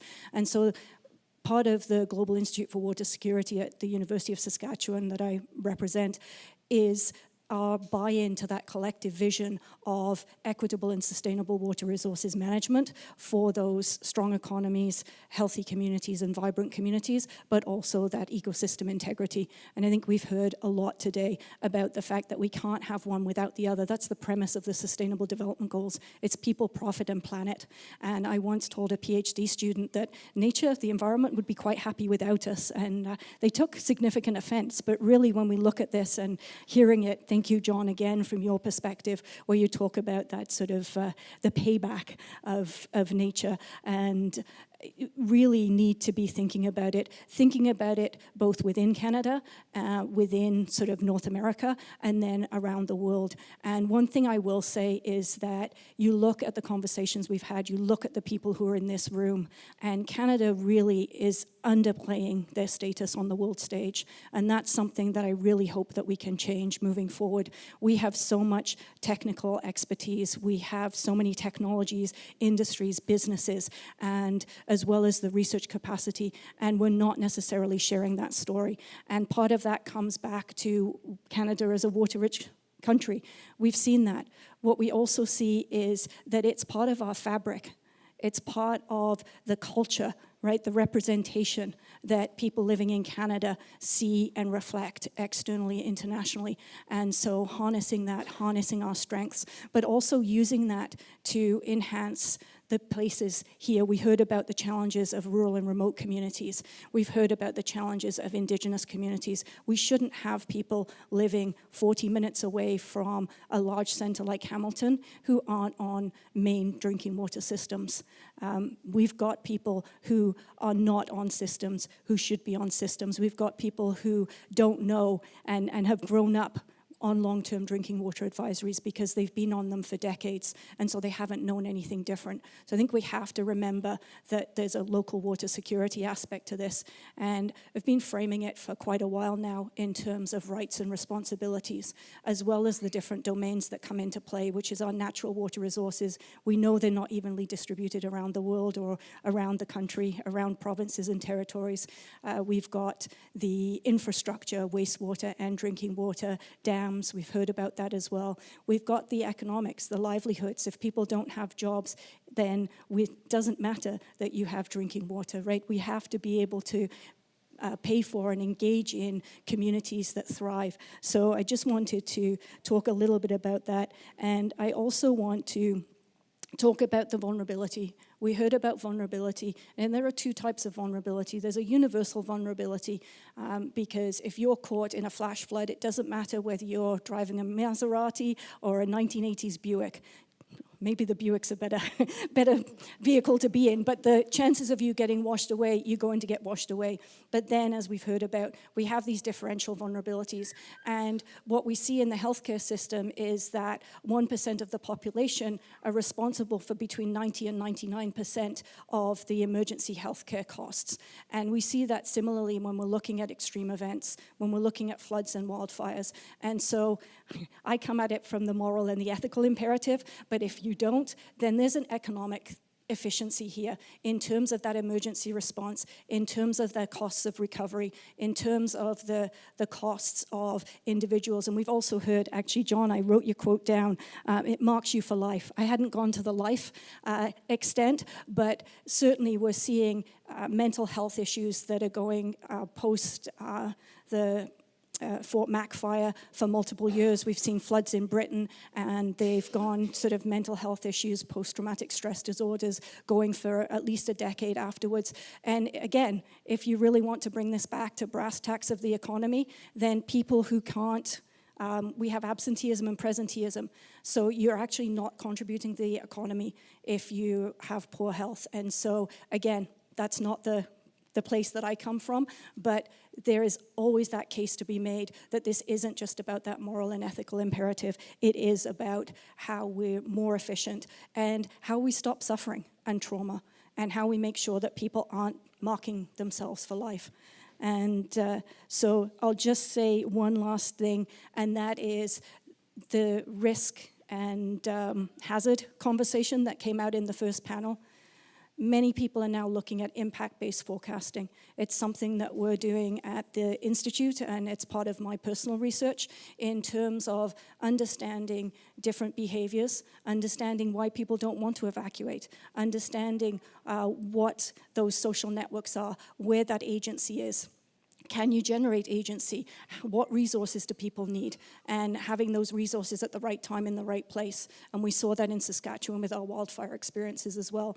And so can we develop computational models that can support decision makers, that can support program design, and also start getting us from these trade-offs and the conversation about trade-offs to actually co-benefits. Where are those co-benefits? Where can we actually start thinking about the benefits across different places and spaces and different sectors and different communities?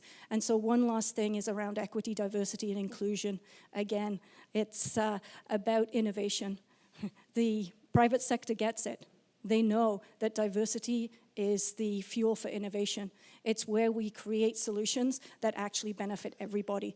And so we really need to be thinking about that in terms of how we foster innovation and how we foster that diversity and inclusion, which means bringing people to the table and thinking about designs for solutions differently as well. I'll leave it there. Thank you, Corinne. There's so much to say, especially the more we scale out, the harder it is to kind of narrow it down without explaining other things. So I do appreciate the challenge all three of you are facing here.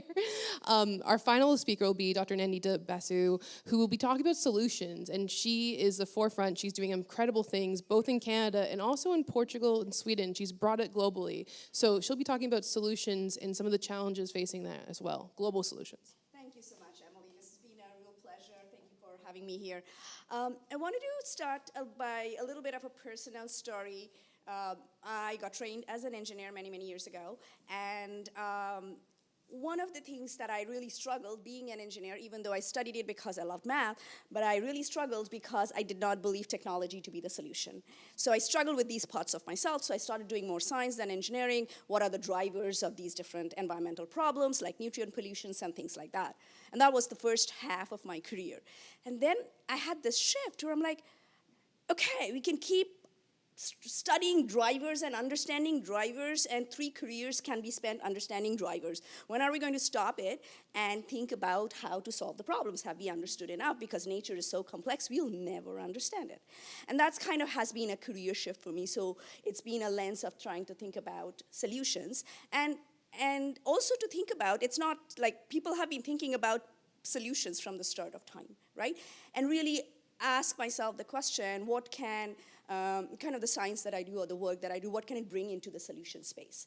And what is missing in that space? So what I'm going to ramble to you about are 3 things that are more philosophical that I think about in terms of the solution space. So the first one is solutions, who are these solutions for? Is it a water solution? Is it a climate solution? Or is it what we should start thinking always of societal solutions, because there are no water or climate solutions. We are thinking about the society as a whole.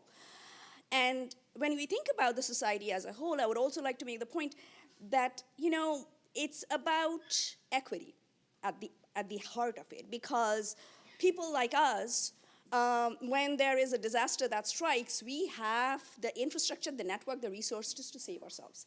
So a lot of times this water security and solutions issue really need to focus on that equity question, the most vulnerable, and figuring out a way to provide the solutions for them. So that's the first. The second one was actually, is tied to the speaker today, which was really, really sobering. But it's this idea that we really need to be brave to ask the hard questions. And one of the hard questions and statements are some of the problems we are facing are not foreseeably solved in our lifetimes. I think it's really, really important to acknowledge that. As an example, wildfire. Yes, it's really, really important for us to change our fossil fuel path, but not for us, for our grandkids. It will not change anything for us. So we have to really figure out which things we can solve now. And if we can't solve it, how do we create a society that we can protect the vulnerable against what it creates? And I would also like to draw on what the speaker was saying in terms of discontinuity. Past experience seems to be not a useful guide for future problem solving. So we should embrace that in how we solve the problems. Let's solve the future problems in not the same way in which we've been solving the past problems, and really have brainstorming sessions to think about that. And I don't think we do that enough. That's my biased opinion. Okay, so the third piece relates a little bit more from the philosophical space to the more real space of the kind of work we do as a group. So data to knowledge to action. That's kind of one of the frameworks that I want to think about. Not that I say that action requires only data and knowledge. There's a lot of things that are a part of that action. as a scientist, natural scientist, engineer, data and knowledge is what I feel our contribution is. Now, to me, a parallel way of thinking about it is when you're sick, your high fever is your data. Knowledge is when you go to the doctor and the doctor says, okay, this is why you have the high fever, and then the action is the medicine, right? So that is really necessary. So let me try explaining that in kind of some of the work. So being in an engineering department at the University of Waterloo, sometimes I get emails from people that say, well, I have a small lake in my community. We really care about the health of the lake, and there are these algae blooms in the lake. What can I do about it, right? So that's data, and they want a solution to that problem. Okay, so for me to answer that question, what is necessary to understand is, like, is it pollution from farms upstream that is causing that problem, or is it the septic systems in the cottages around it? You need to understand what those different pieces are. Now, if you ask that question to a big municipality or a big conservation authority like TRCA, they will run models for their particular systems. But this is where the equity angle comes in play. The smaller communities, they do not have the ability to say that. So how can we build frameworks of knowledge using the data that exist to create a system where we will be able to give them some information of the nutrient that is coming into their lake? And that's one of the things we are doing through this venture called Poseidon, where we are taking water quality data, that's sparse data, and trying to develop these models that will be able to tell you the nutrient load, the nitrogen or phosphorus load that's going into your lake, but it will be able to tell you that everywhere. Of course, uncertainties will be greater in areas where we know less, but little knowledge is better than no knowledge in that case. So that's the second piece of it, data to knowledge. Now, what about action? Again, with action, it's the same question. So as an example, we know that wetlands are really good. Wetlands remove pollutants. And some of our work shows that, small wetlands, those we don't pay a lot of attention to, in areas where there's a lot of pollution, they are actually way better. They pack way above their punch in terms of nutrient pollution. Now you would think, okay, that's obvious, makes sense. Where the pollution is, you want the wetlands to be right there. But that's not how we do things. There's multiple times when I've been reached out by communities around where a wetland, there's a decision about it being paved over. And one of the arguments about paving over this wetland would be, we did an environmental assessment of it, and the biotic indices were really bad, right? I have a neighborhood, stinky wetland in my neighborhood. But that stinky pond is stinky for a reason. It's filtering your pollutants. It's the kidney that's preventing the pollution to go to the shores of Lake Ontario or Lake Erie so you can have your ability to enjoy the lake. So it is important to preserve those systems that look really degraded to you because they protect the downstream waters. Now, a lot of times communities know that. This is why they reach out to us to say, how can we protect it? We know it's good, but they're not taking our word for it. So one of the things we are trying to do is, again, through these simple models that could be done at scale, say, if I have that wetland there, if I have no money, nothing to measure anything, can you give me one estimate of how much nitrogen or phosphorus it can remove? So that if I've got to go make a case against the value of that system, can we provide that value, right? So that's one of the other things we are doing as a group through this project, Solutionscapes. I talked about the natural science part of it because that's what I know how to talk about. We also have collaborators like Dustin Garrick, who's over here, who's looking at the social science part of it, right? Thinking about these solutionscapes, landscapes of solution, and how to build these landscapes in a way that that build on the knowledge that we know, but are not that, okay, I get a contract to spend $100,000 to build one model that's only applicable to that system, to be able to do that at scale, to enable that space. Thank you. Okay, we're gonna go straight to the audience. You have 3 doers here, so ask big questions. No problems here. Yes. Oh, sorry, thank you. Hi, my name's Arvind. I'm a junior fellow. One of the most pressing themes that came across the session today was political will, the significance of political will in driving change. And my question to you is, what happens when we don't have political will? What ends up happening to the many community organizations or civil society groups such as Red Cross, how do we support them in the best way possible? And what happens when those institutions fail as well? Because we also spoke about the impact of funding, how they are also neglected sometimes, and the challenges that they overcome too. So I'm really thinking about community-driven solutions, but also mindful of the capacity and the limited resources that these groups might have.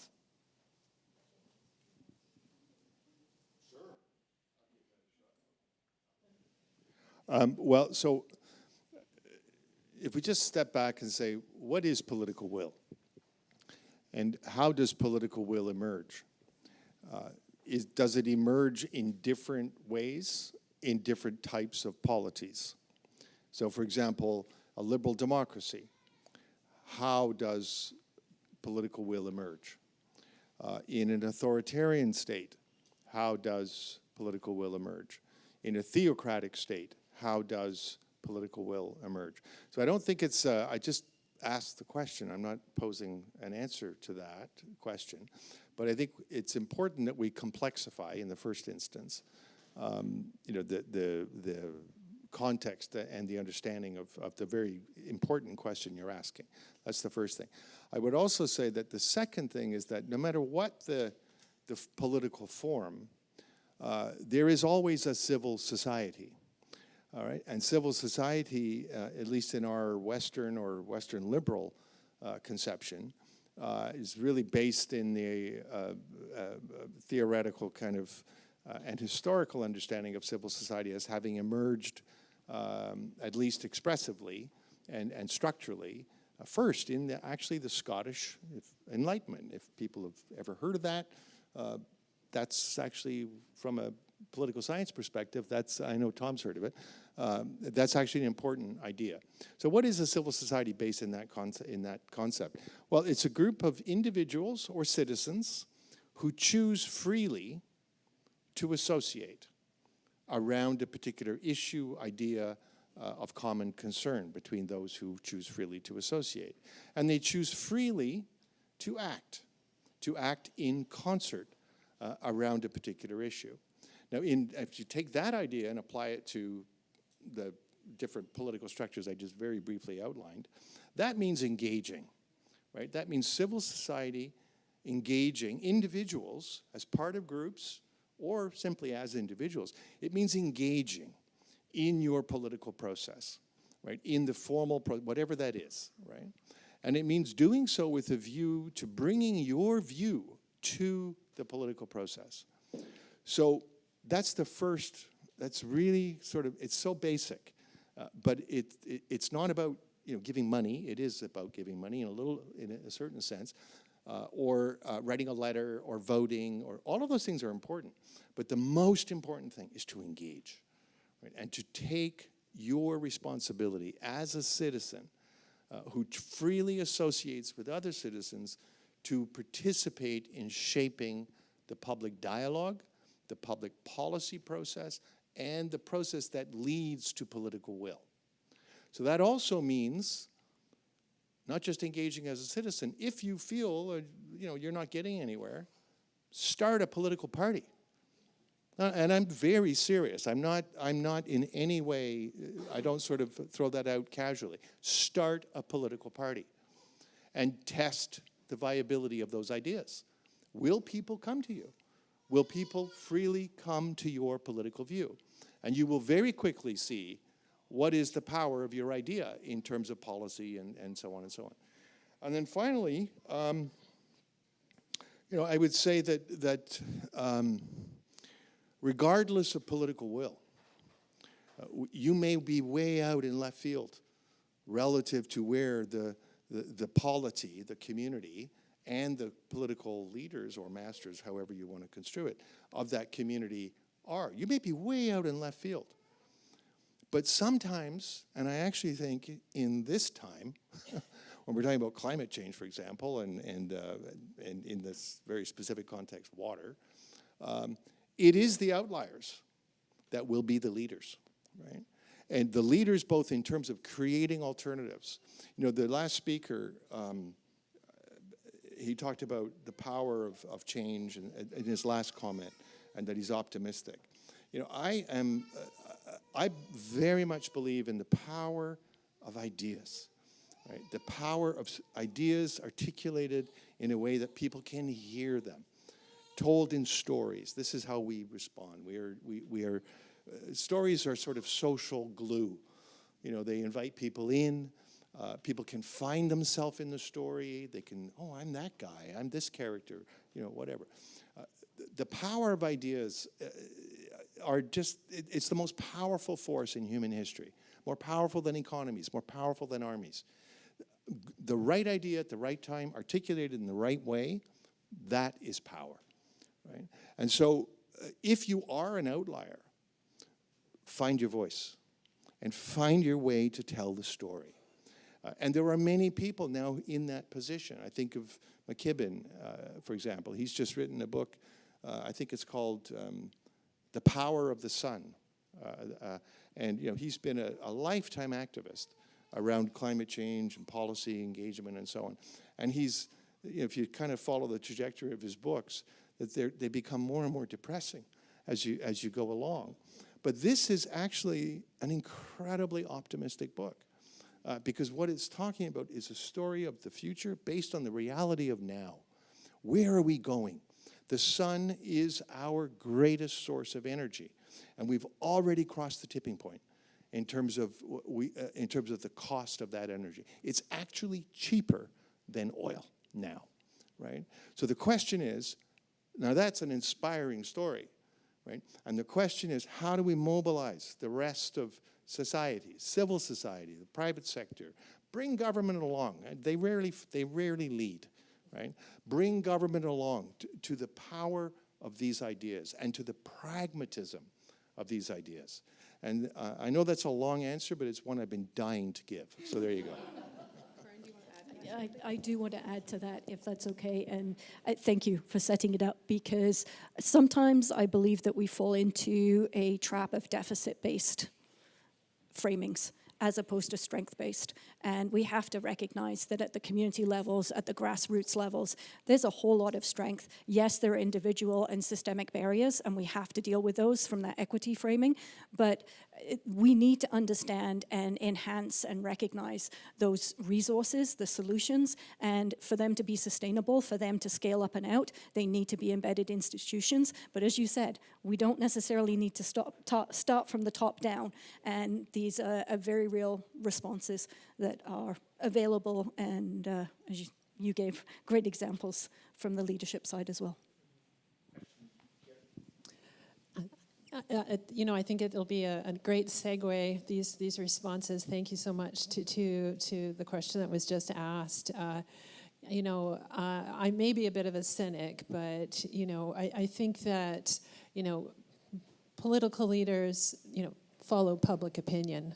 And so it is civil society, ultimately, that is going to drive the changes. And so, you know, the more that messages like John's book gets out and other people and these ideas and concepts can circulate and galvanize change, you know, that will drive, I believe, political leaders. And I say that with some experience. But I wanted to, like, I was really fascinated, Nandita, when you were talking about making that transition from data knowledge to solutions.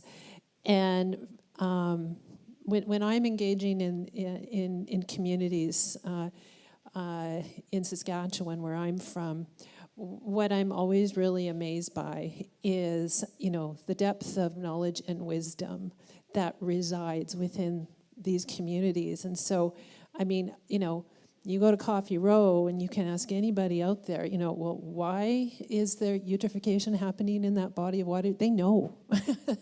And they don't necessarily need a study to tell them, because they know who's, you know, what practices are happening on the landscape. So my question back to you is, how does your solutionscape solution sort of accommodate and account for bringing in, you know, that knowledge that resides within a community, and how do you leverage that? Thank you. Thank you so much for that question. I didn't go so much into it, but one of these ideas of thinking about it is bidirectional. It's not one way, right? So and it's difficult to quantify because it's these anecdotal conversations. I'll give you one example of it.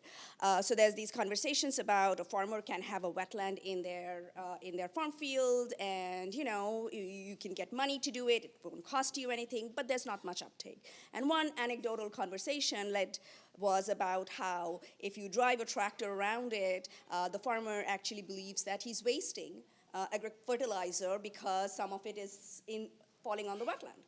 Right, and that is something that sitting in my office, I wouldn't have understood it because that's not wastage, but that's what's deterring from that solution, as well as driving the tractor is the biggest challenge in that space. So I think this is where I think part of it is yes. So what drives the eutrophication? I think we know, right? But one of the questions that so I'll tell you another story to kind of explain what I mean. So back in the day, I was at the University of Iowa, and Gulf of Mexico nitrogen pollution problems was one of the biggest things. And a lot of my work stemmed from these conversations. And the conversation was as follows. The people in the community were saying that we have implemented a whole bunch of conservation practices, best management practices for the last 10 years that you've been telling us to. Nothing has happened. No change in water quality. You don't know what you're doing. Right? And that's what led me to have this understanding, like what is it about these systems and trying to think about it. So part of it is that bi-directionality of these conversations help you to go back and say, okay, what is the perception of that happening?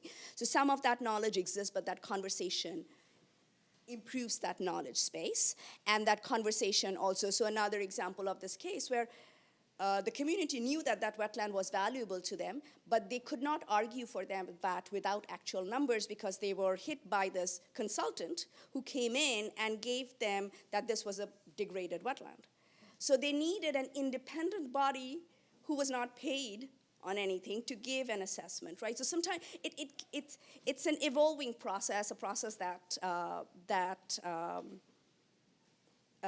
I'm learning as I'm going, and Solutionscapes, and this is where, right, I explained the natural science and engineering part of Solutionscapes. One of the other pieces of it is taking these ideas and going into the community and say, okay, what makes sense? Does this make sense? Does this resonate? Does this not resonate, right? So that is that kind of bottom up through that. But sometimes when we do think about that bottom up space, I would say one of the challenges in the world of watershed conservation practices is, sometimes when you're given too many options of what you can eat, you have a tough time making a decision, right? So similarly, for conservation, we give people a portfolio. You can do this, and you can do this, and you can do this. And everything is good for the environment, right? But would it solve the problem at hand? And sometimes that answer is no. And I'll give you one example again of the Iowa story. So they were talking about the nitrogen problem. And they spent millions of dollars on riparian buffers, putting these trees on riverbanks. And nothing was happening. Riparian buffers are a really, really good thing to prevent erosion. But you're talking about nitrate, and they have these tile drains that are bringing the water down through the subsurface directly into this. So that solution is a good solution. It has many benefits, but it won't solve that problem. And I would say that is one of the things that I would say community needs from us, right? Because they know that the riparian buffers is good. And if we had infinite amount of resources, I would say we would do everything. But and this is where the hard truth comes into effect. The reality is we live in a resource-constrained world. And we have to figure out a way to optimize our resources and not just do good, right? So I think one of the things in the environmental space, everything is good.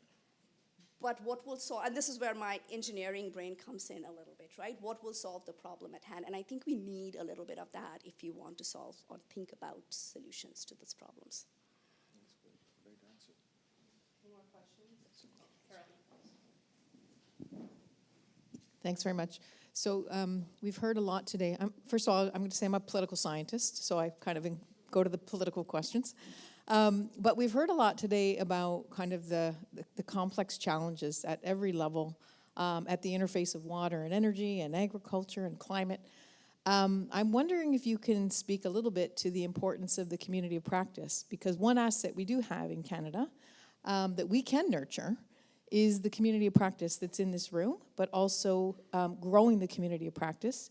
As somebody said earlier, institutions are the people that make institutions work and come to life. So I'm just wondering how much optimism you have about Canada's current state of its community of practice related to water challenges and what we can do to enhance that community of practice. I can start. We actually hosted a workshop on behalf of Environment Climate Change Canada for the freshwater strategy that's coming out soon. And it was around that water leadership. And it was really interesting because the people in the room said that we need some kind of not-for-profit boundary organization that connects researchers to government and equivalent on the other side, because there's so much fragmentation on both sides, and that we really need an entity that's able to bring those two together. And Mark, don't want to put too much pressure on you, but a lot of us see the Canada Water Agency as playing that role. It has to be somewhere, and we heard today, there has to be dedicated staff. There has to be a secretariat that's hosted, which means there is a financial resource implication for that. But in doing so, and had long conversations with people at ECCC around the fact that then if we have this secretariat, this convening power, then we can actually start having thematic and regional, so geographically themed working groups. And those working groups is where we can actually then start bringing together Indigenous leadership, provincial territorial leadership, and researchers together to talk about the problems, the solutions, and to be able to work at the interstices of all of the silos that we've created, both in academia through disciplines, but also in governments through sector sort of based entities. And so I'll start there and let everybody else take it from there. Can I say something from kind of the non-engineer's perspective, right? So I moved here in 2012, and again, in the US, I was a part of 3 large public universities, student, postdoc, and faculty. When I moved to Southern Ontario, one of the things that I found really surprising was how the conservation authorities and the municipalities, and there were these working groups, and everybody worked together. And within like 6 months to coming here, I had conversations with them, and they reached out, and they had real problems that they wanted a conversation about.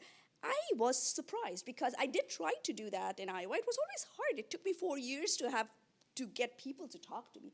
And here it was instant. And I asked people around, I'm like, what is it? And I remember I asked, I think Bernadette Conant, something in the water. I'm like, I think I asked Bernadette Conant, I'm like, what is it? Like, how is it? Like, are we different people? Like, what is it? Why is it? And she said something that I carry to this day. She said, Walkerton.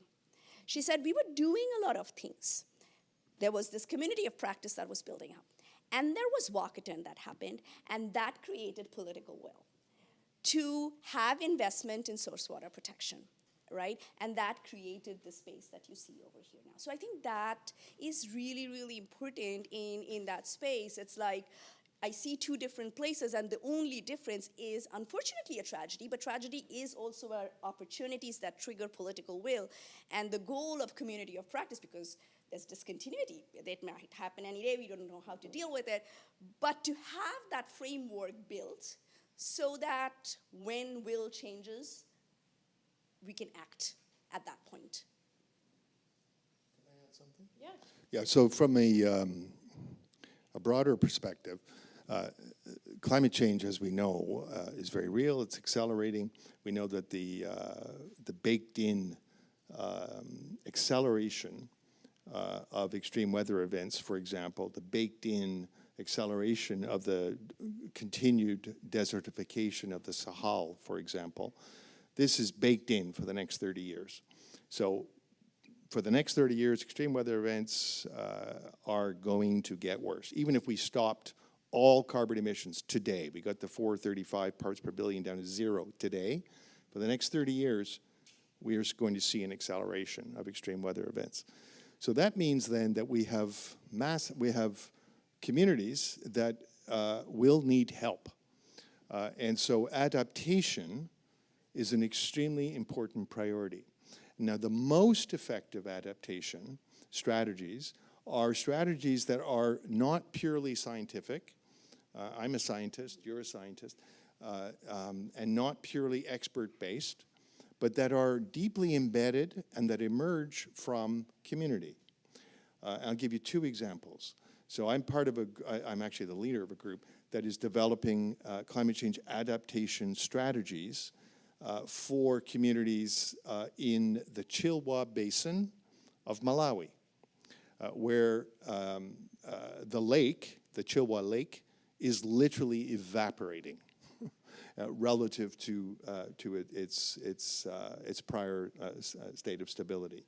So we've developed all kinds of tools, including complex adaptive systems modeling, agent-based modeling tools, and so on, to help communities understand what's going on and to make good choices about how to adapt to achieve better impacts in terms of reducing malaria, reducing schistosomiasis, reducing cholera, and reducing other waterborne infectious diseases that are accruing because of the change in the ecosystem, and also reducing the impact of crop failure or of nutrient failure in the life cycle of a crop.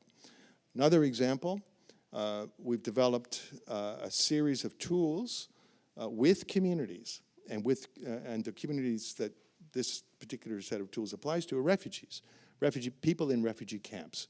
The single largest cause of death for people in a refugee camp, 58% of all mortality, is because of waterborne infectious disease. So if you can get clean water, you can have a massive impact on mortality and morbidity and so on. So we've developed a series of tools that, in its simplest form, they combine digital platforms, epidemiologic modeling concepts, and artificial intelligence to basically analyze a water sample, a variable volume, and then through a series of complex relationships, that big magic black box, lots of interesting things happen there, it spits out a prescription that comes on your mobile phone or comes out onto your laptop computer as to how much chlorine to put in your bucket if you're a mom going down to the river to get water to wash the kids, or for today, or how much chlorine to put in your million-liter bladder tank if you're MSF or the Red Cross or whatever. Now we've designed, we've tested, and we are now using these tools,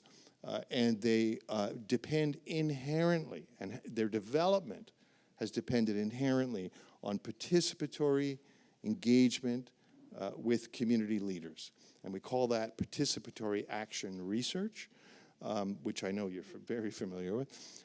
But these are really grassroots engagement around critical problem-solving challenges that requires, as one necessary but insufficient ingredient, expertise, whether it's an engineer, whether it's a medical doctor, whether it's an AI specialist or whatever. But fundamental to that is engaging, constantly testing, constantly seeking to improve your intervention according to what community needs are. I think it's a fundamentally important approach to better adaptation for the next 30 years. We have 5 minutes, and I want to ask a question. I'm hijacking my own question. Sorry, friends. But we need bold action and bold messaging. I think we can say we're on COP 30, and I'm not sure what happened at COP 1, but I don't think it worked. And I want to know from you, what is the message you want to hear on the global stage, both from Canada and as a global solution as a whole? I'll interject for another second. For me, it's listen to youth and involve them meaningfully. We have a lot of postdocs in this room, and it's too easy for those postdocs to go into the workforce and work for Meta and Facebook, or whatever now, work for tech, because they can make a living wage. It's harder to bring those same experts into government, into nonprofit, into research especially, so we need to listen to them now before it's too late. So I would like, if you can give me 2 sentences, you have the world's attention. What do you want to hear? Anyone can go first. What do you want to take to COP? Like, what do you want to hear them come out of it? Like, out of all of it, all these global meetings we keep having. What action? Well, all I can say is I can't even clear my throat in 2 minutes. So. I would just comment and say, I actually do not believe that the COP process is a failure. Right?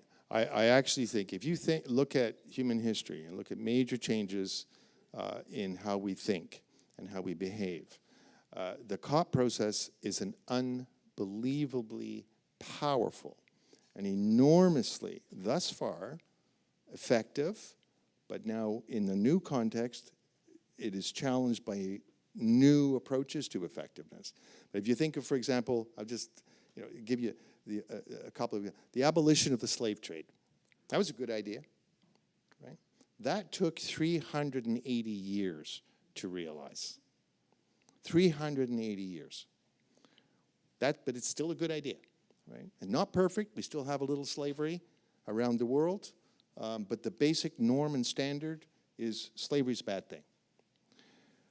The emergence of women's rights, and suffrage most especially, that took, after women started to organize, that has taken about 150 years to realize.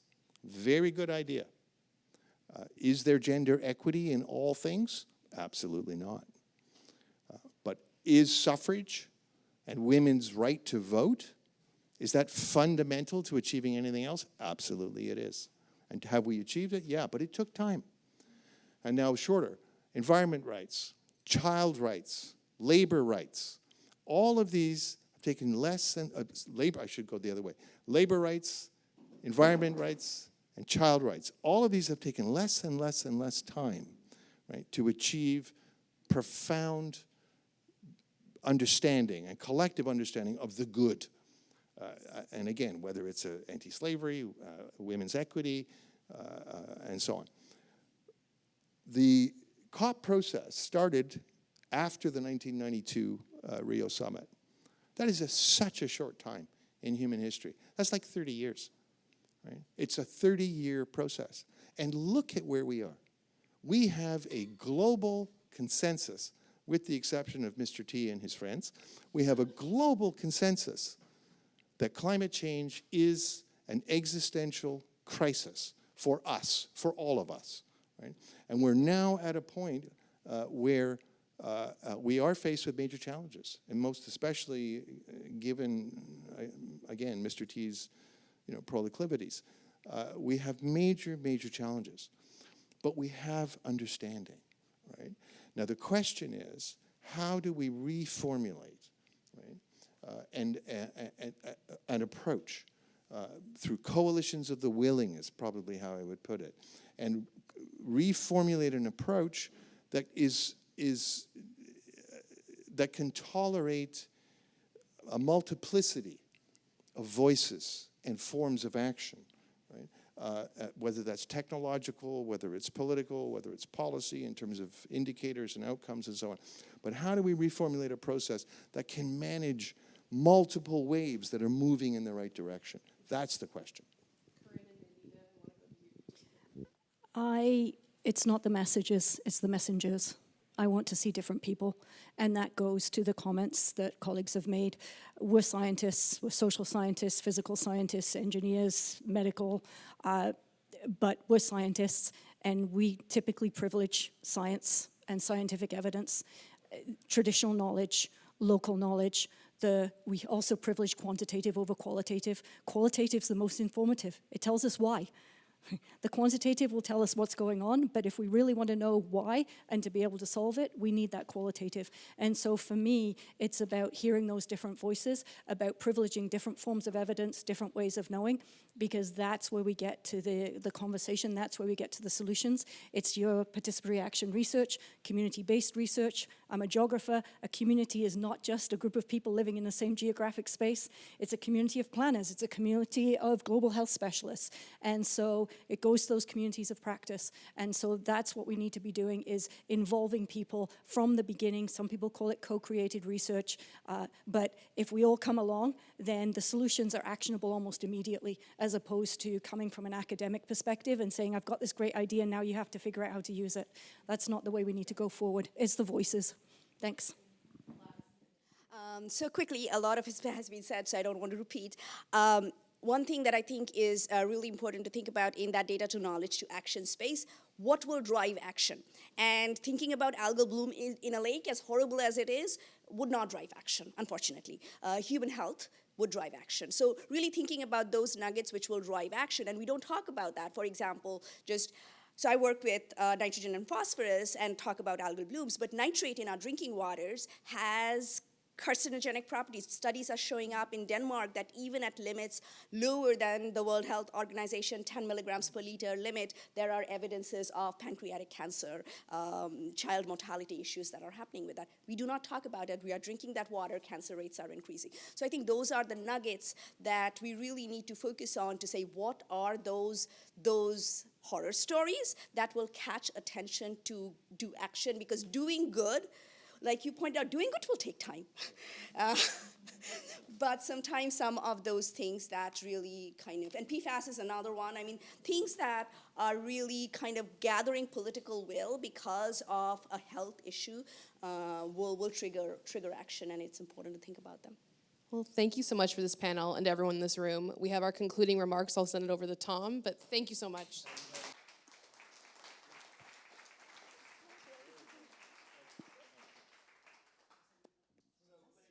And we're coming to conclusion of a very rich day.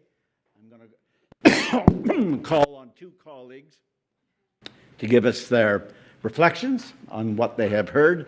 The first is Mark Fisher, the president of the Canada Water Agency. He's been very diligent. Our panel is destroying the mic system of Massey College. So I'm afraid my friend Joe is having conniptions at the back. Speaking of challenges, we have our communication system here at Massey. And Mark has been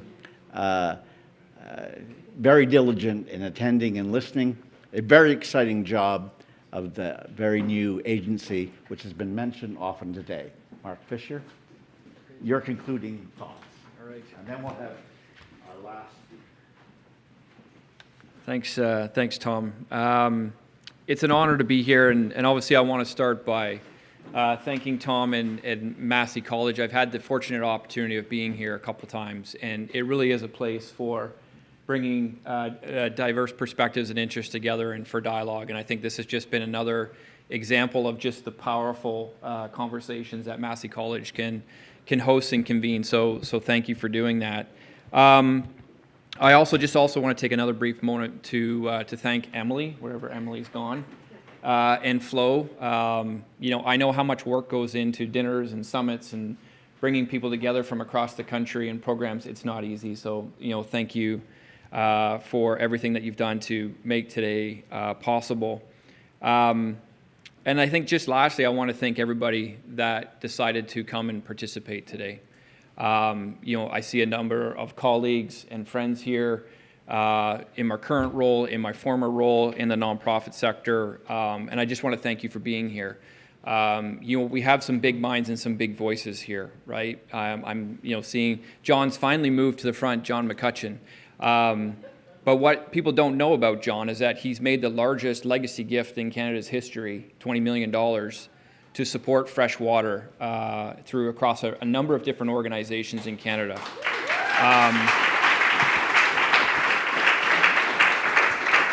So when we ask ourselves whether or not people are starting to show up for the conversation, I would say that they are. He's very quiet about his legacy gift, but I know that the organizations that he's supporting, like DataStream and many others, World Wildlife Fund and Liz Hendricks and many others, are going to do big work because of that generosity. So I want to take a moment to thank you, John, because I don't think we thank you enough, whether it's the agency or it's Canada and Canadians. I see many others here, Carolyn Johns, Murray Clayman, who I've worked with for years on water, Nancy, Paul, Richard. We've got our Chief Data Officer here, Jim Young as well, and just so many others, Rob, Dominique, Michael, Oliver, like all of you in my previous role and particularly in my current role provide that mentorship, that inspiration, and not only that, I think the force to move forward. It is a new organization. We turn 1 year old on October 15th. That's how new we are. And I've been in the job for 7 months. And I think as we've talked today, we're just reminded of the water future that I think we're all talking about and worried about. We've talked about Canada being a water-rich nation. I'm surprised the fact didn't come up yet today, but I think we forget that, yes, we have 20% of the world's surface fresh water, but only 1/3 of it is considered renewable and accessible. And it's, 60% of that water flows north, away from 80% of the population that lives within 300 kilometers of the Canada-US border. So at the end of the day, it's never really where you want it, when you want it, or sometimes in the quality that you need it in. So yes, we have water, but we've got some terrific challenges as a country in that just in this current context. You think about the Great Lakes alone. Research that was done by the IJC back in the 2000s, protection of the waters of the Great Lakes, and this stat has stuck with me forever. Only 1% of the waters of the Great Lakes are renewed every year by precipitation, groundwater, and runoff. 1%, right? It's not a lot, right? It is a finite precious resource, and we forget about that.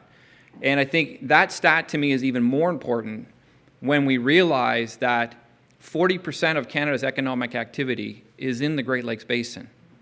1 in 3 Canadians live in the Great Lakes Basin. When you add Quebec and the St. Lawrence River, all of those stats go up exponentially, right? When we think about the Lake Winnipeg Basin, where we do a lot of work, 70% of Canada's cropland is in the Lake Winnipeg Basin.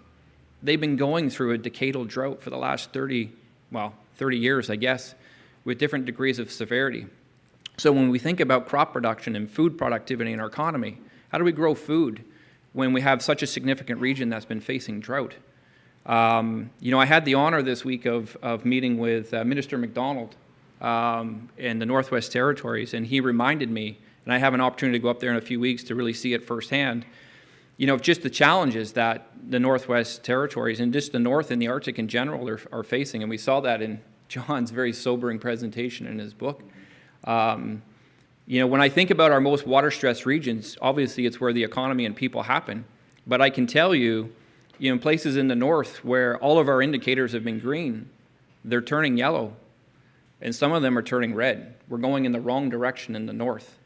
So when I think about the Canada Water Agency and obviously this massive and this awesome responsibility that I've decided to take on, like many of you, I was an advocate for creating the agency, and I decided, well, maybe I should put my 2 feet in the agency, although my heart and my mind are still outside of government. But the agency is really trying to be that creative force where, working together, we are really trying to ensure that Canada's fresh water is safe, it's clean, and it's well managed.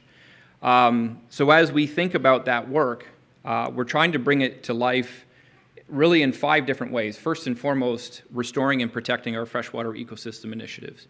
I talked about the Great Lakes and the work that we're doing there, the St. Lawrence, Lake Winnipeg, Lake of the Woods, Fraser River, Mackenzie River, Wallastock, St. John, and the Atlantic. There is a lot of good on-the-ground work that we're trying to enable alongside others in terms of that restorative work, that conservation, and that protection work.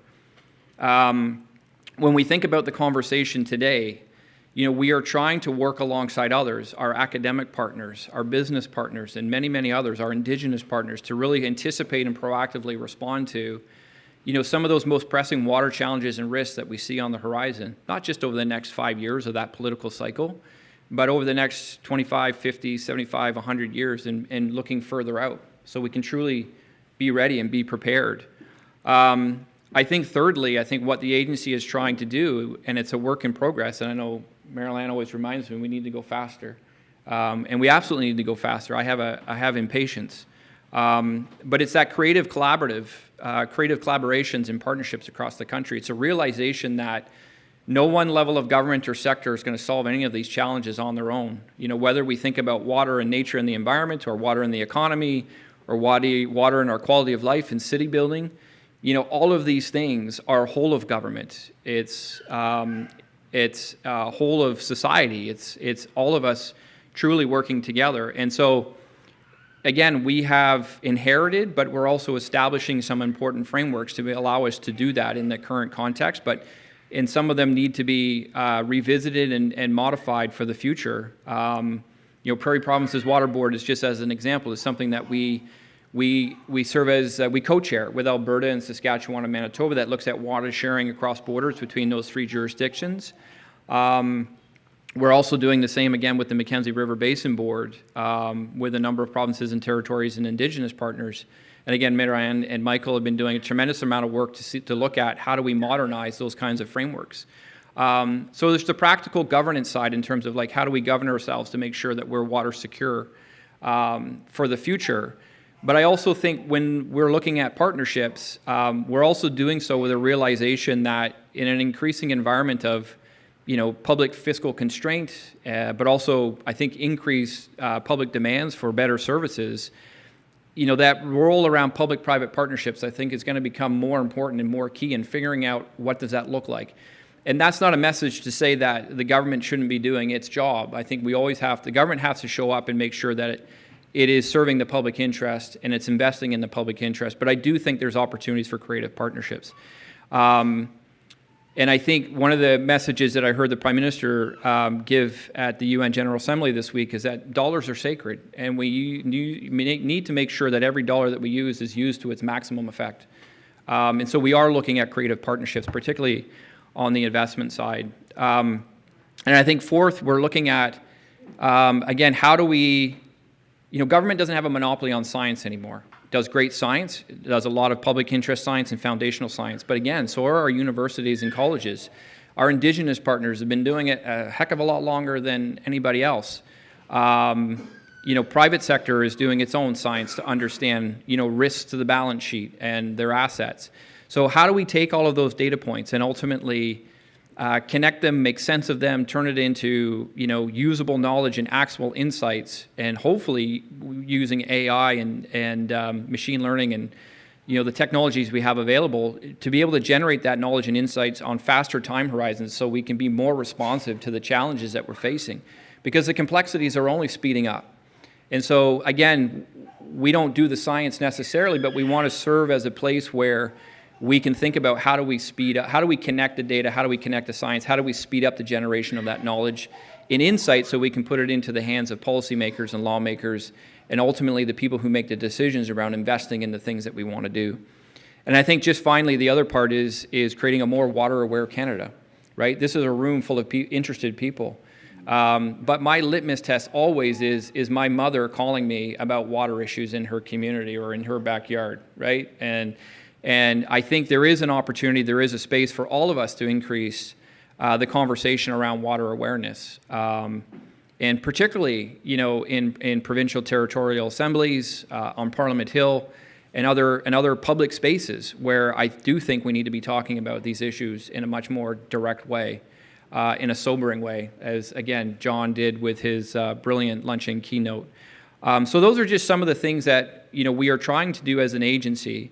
I will say on the national water security front or national security front, I think we're the only G7 economy that does not have a national water security strategy. So we are seized of that reality. We are going to pick up the pace in thinking about what does our water future look like, how do we become more water secure and water resilient, and however we define that. There were some really interesting discussions about that today. And what are the core areas of focus? What are the core priorities? How do we connect and collaborate across the federal government better? How do we work with provinces and territories, Indigenous partners, industry, others, to really make sure that we're ready for that changing water future? So again, I think the conversation that was set today, it's certainly urgent and it was certainly timely. And I just want to thank everybody for showing up today and giving us a lot of food for thought as we think about our own work as an agency. So thank you for that. Appreciate it. Thanks, Tom. So, Mark, what does your mother call you about? Ladies and gentlemen, for our last concluding remarks, we've heard today more than once that in Indigenous cultures, water is not a commodity. It's sacred, and it's part of our oneness with Earth. And we couldn't have anyone better to reflect that expertise and those traditions than John Burroughs, who is a professor of law at the University of Toronto.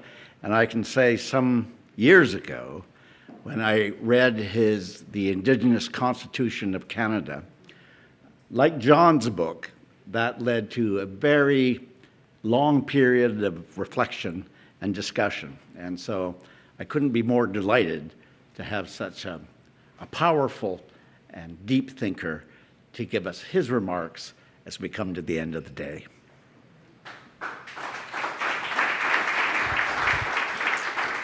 Buju Ginawa, Giganos Indigenous, Neashi Winnigan Donjaba, Nigigan Dodem, Migwechbia Jaignungum. I'm really grateful for these few minutes to be able to talk about water and the teachings of water from this territory. You're in the territory of the Micha Zaga.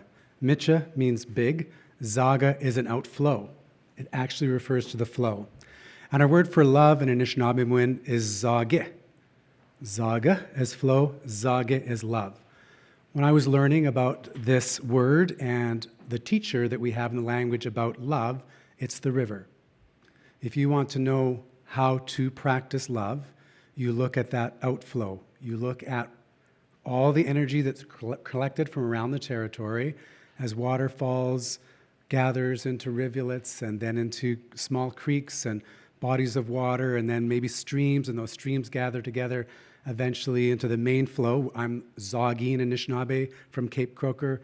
There's Micha Zaga here. You see at the mouths of these rivers is the place of the greatest abundance of life, because of how that microbial life gathers there that helps to produce the variety of plants. And with that variety of plants, you have a great number of insects that move in. And with those number of insects, you have many fish that gather in that space. And with those plants and those fish and those insects, of course, you then have the birds move in, and those are often flyaway stopovers for the birds as they go back and forth to the north and south. And then, of course, that's where the Anishinaabe and the Haudenosaunee people gathered over millennia in their seasonal rounds because of the rich diversity of life that comes from this flow. If we want to learn how to love, Zage will be like that river, Zaga, which is we will collect energy from around our territory, deliver it in defined channels to be able to find a rich, diverse, vibrant ecosystem of possibilities that creates great sustainability for all of the beings that live in its flow.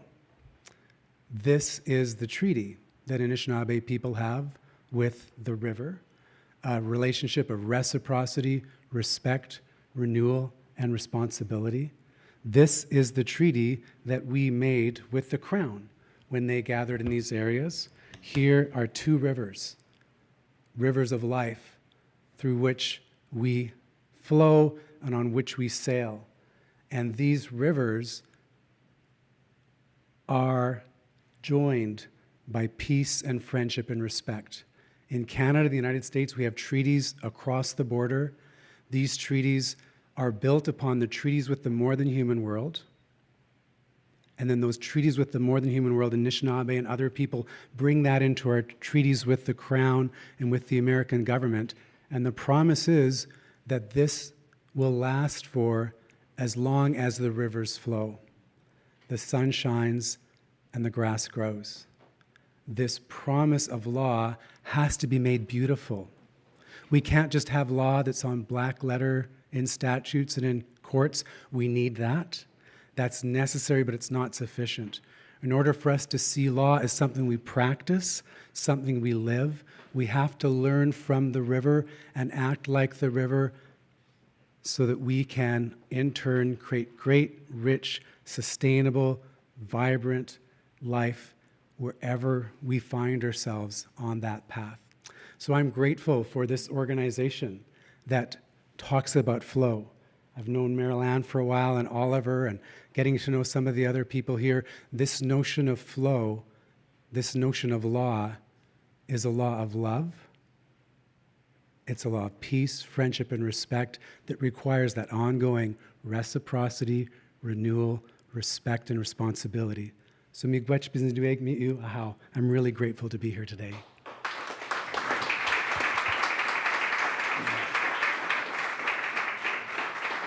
a beautiful way to end.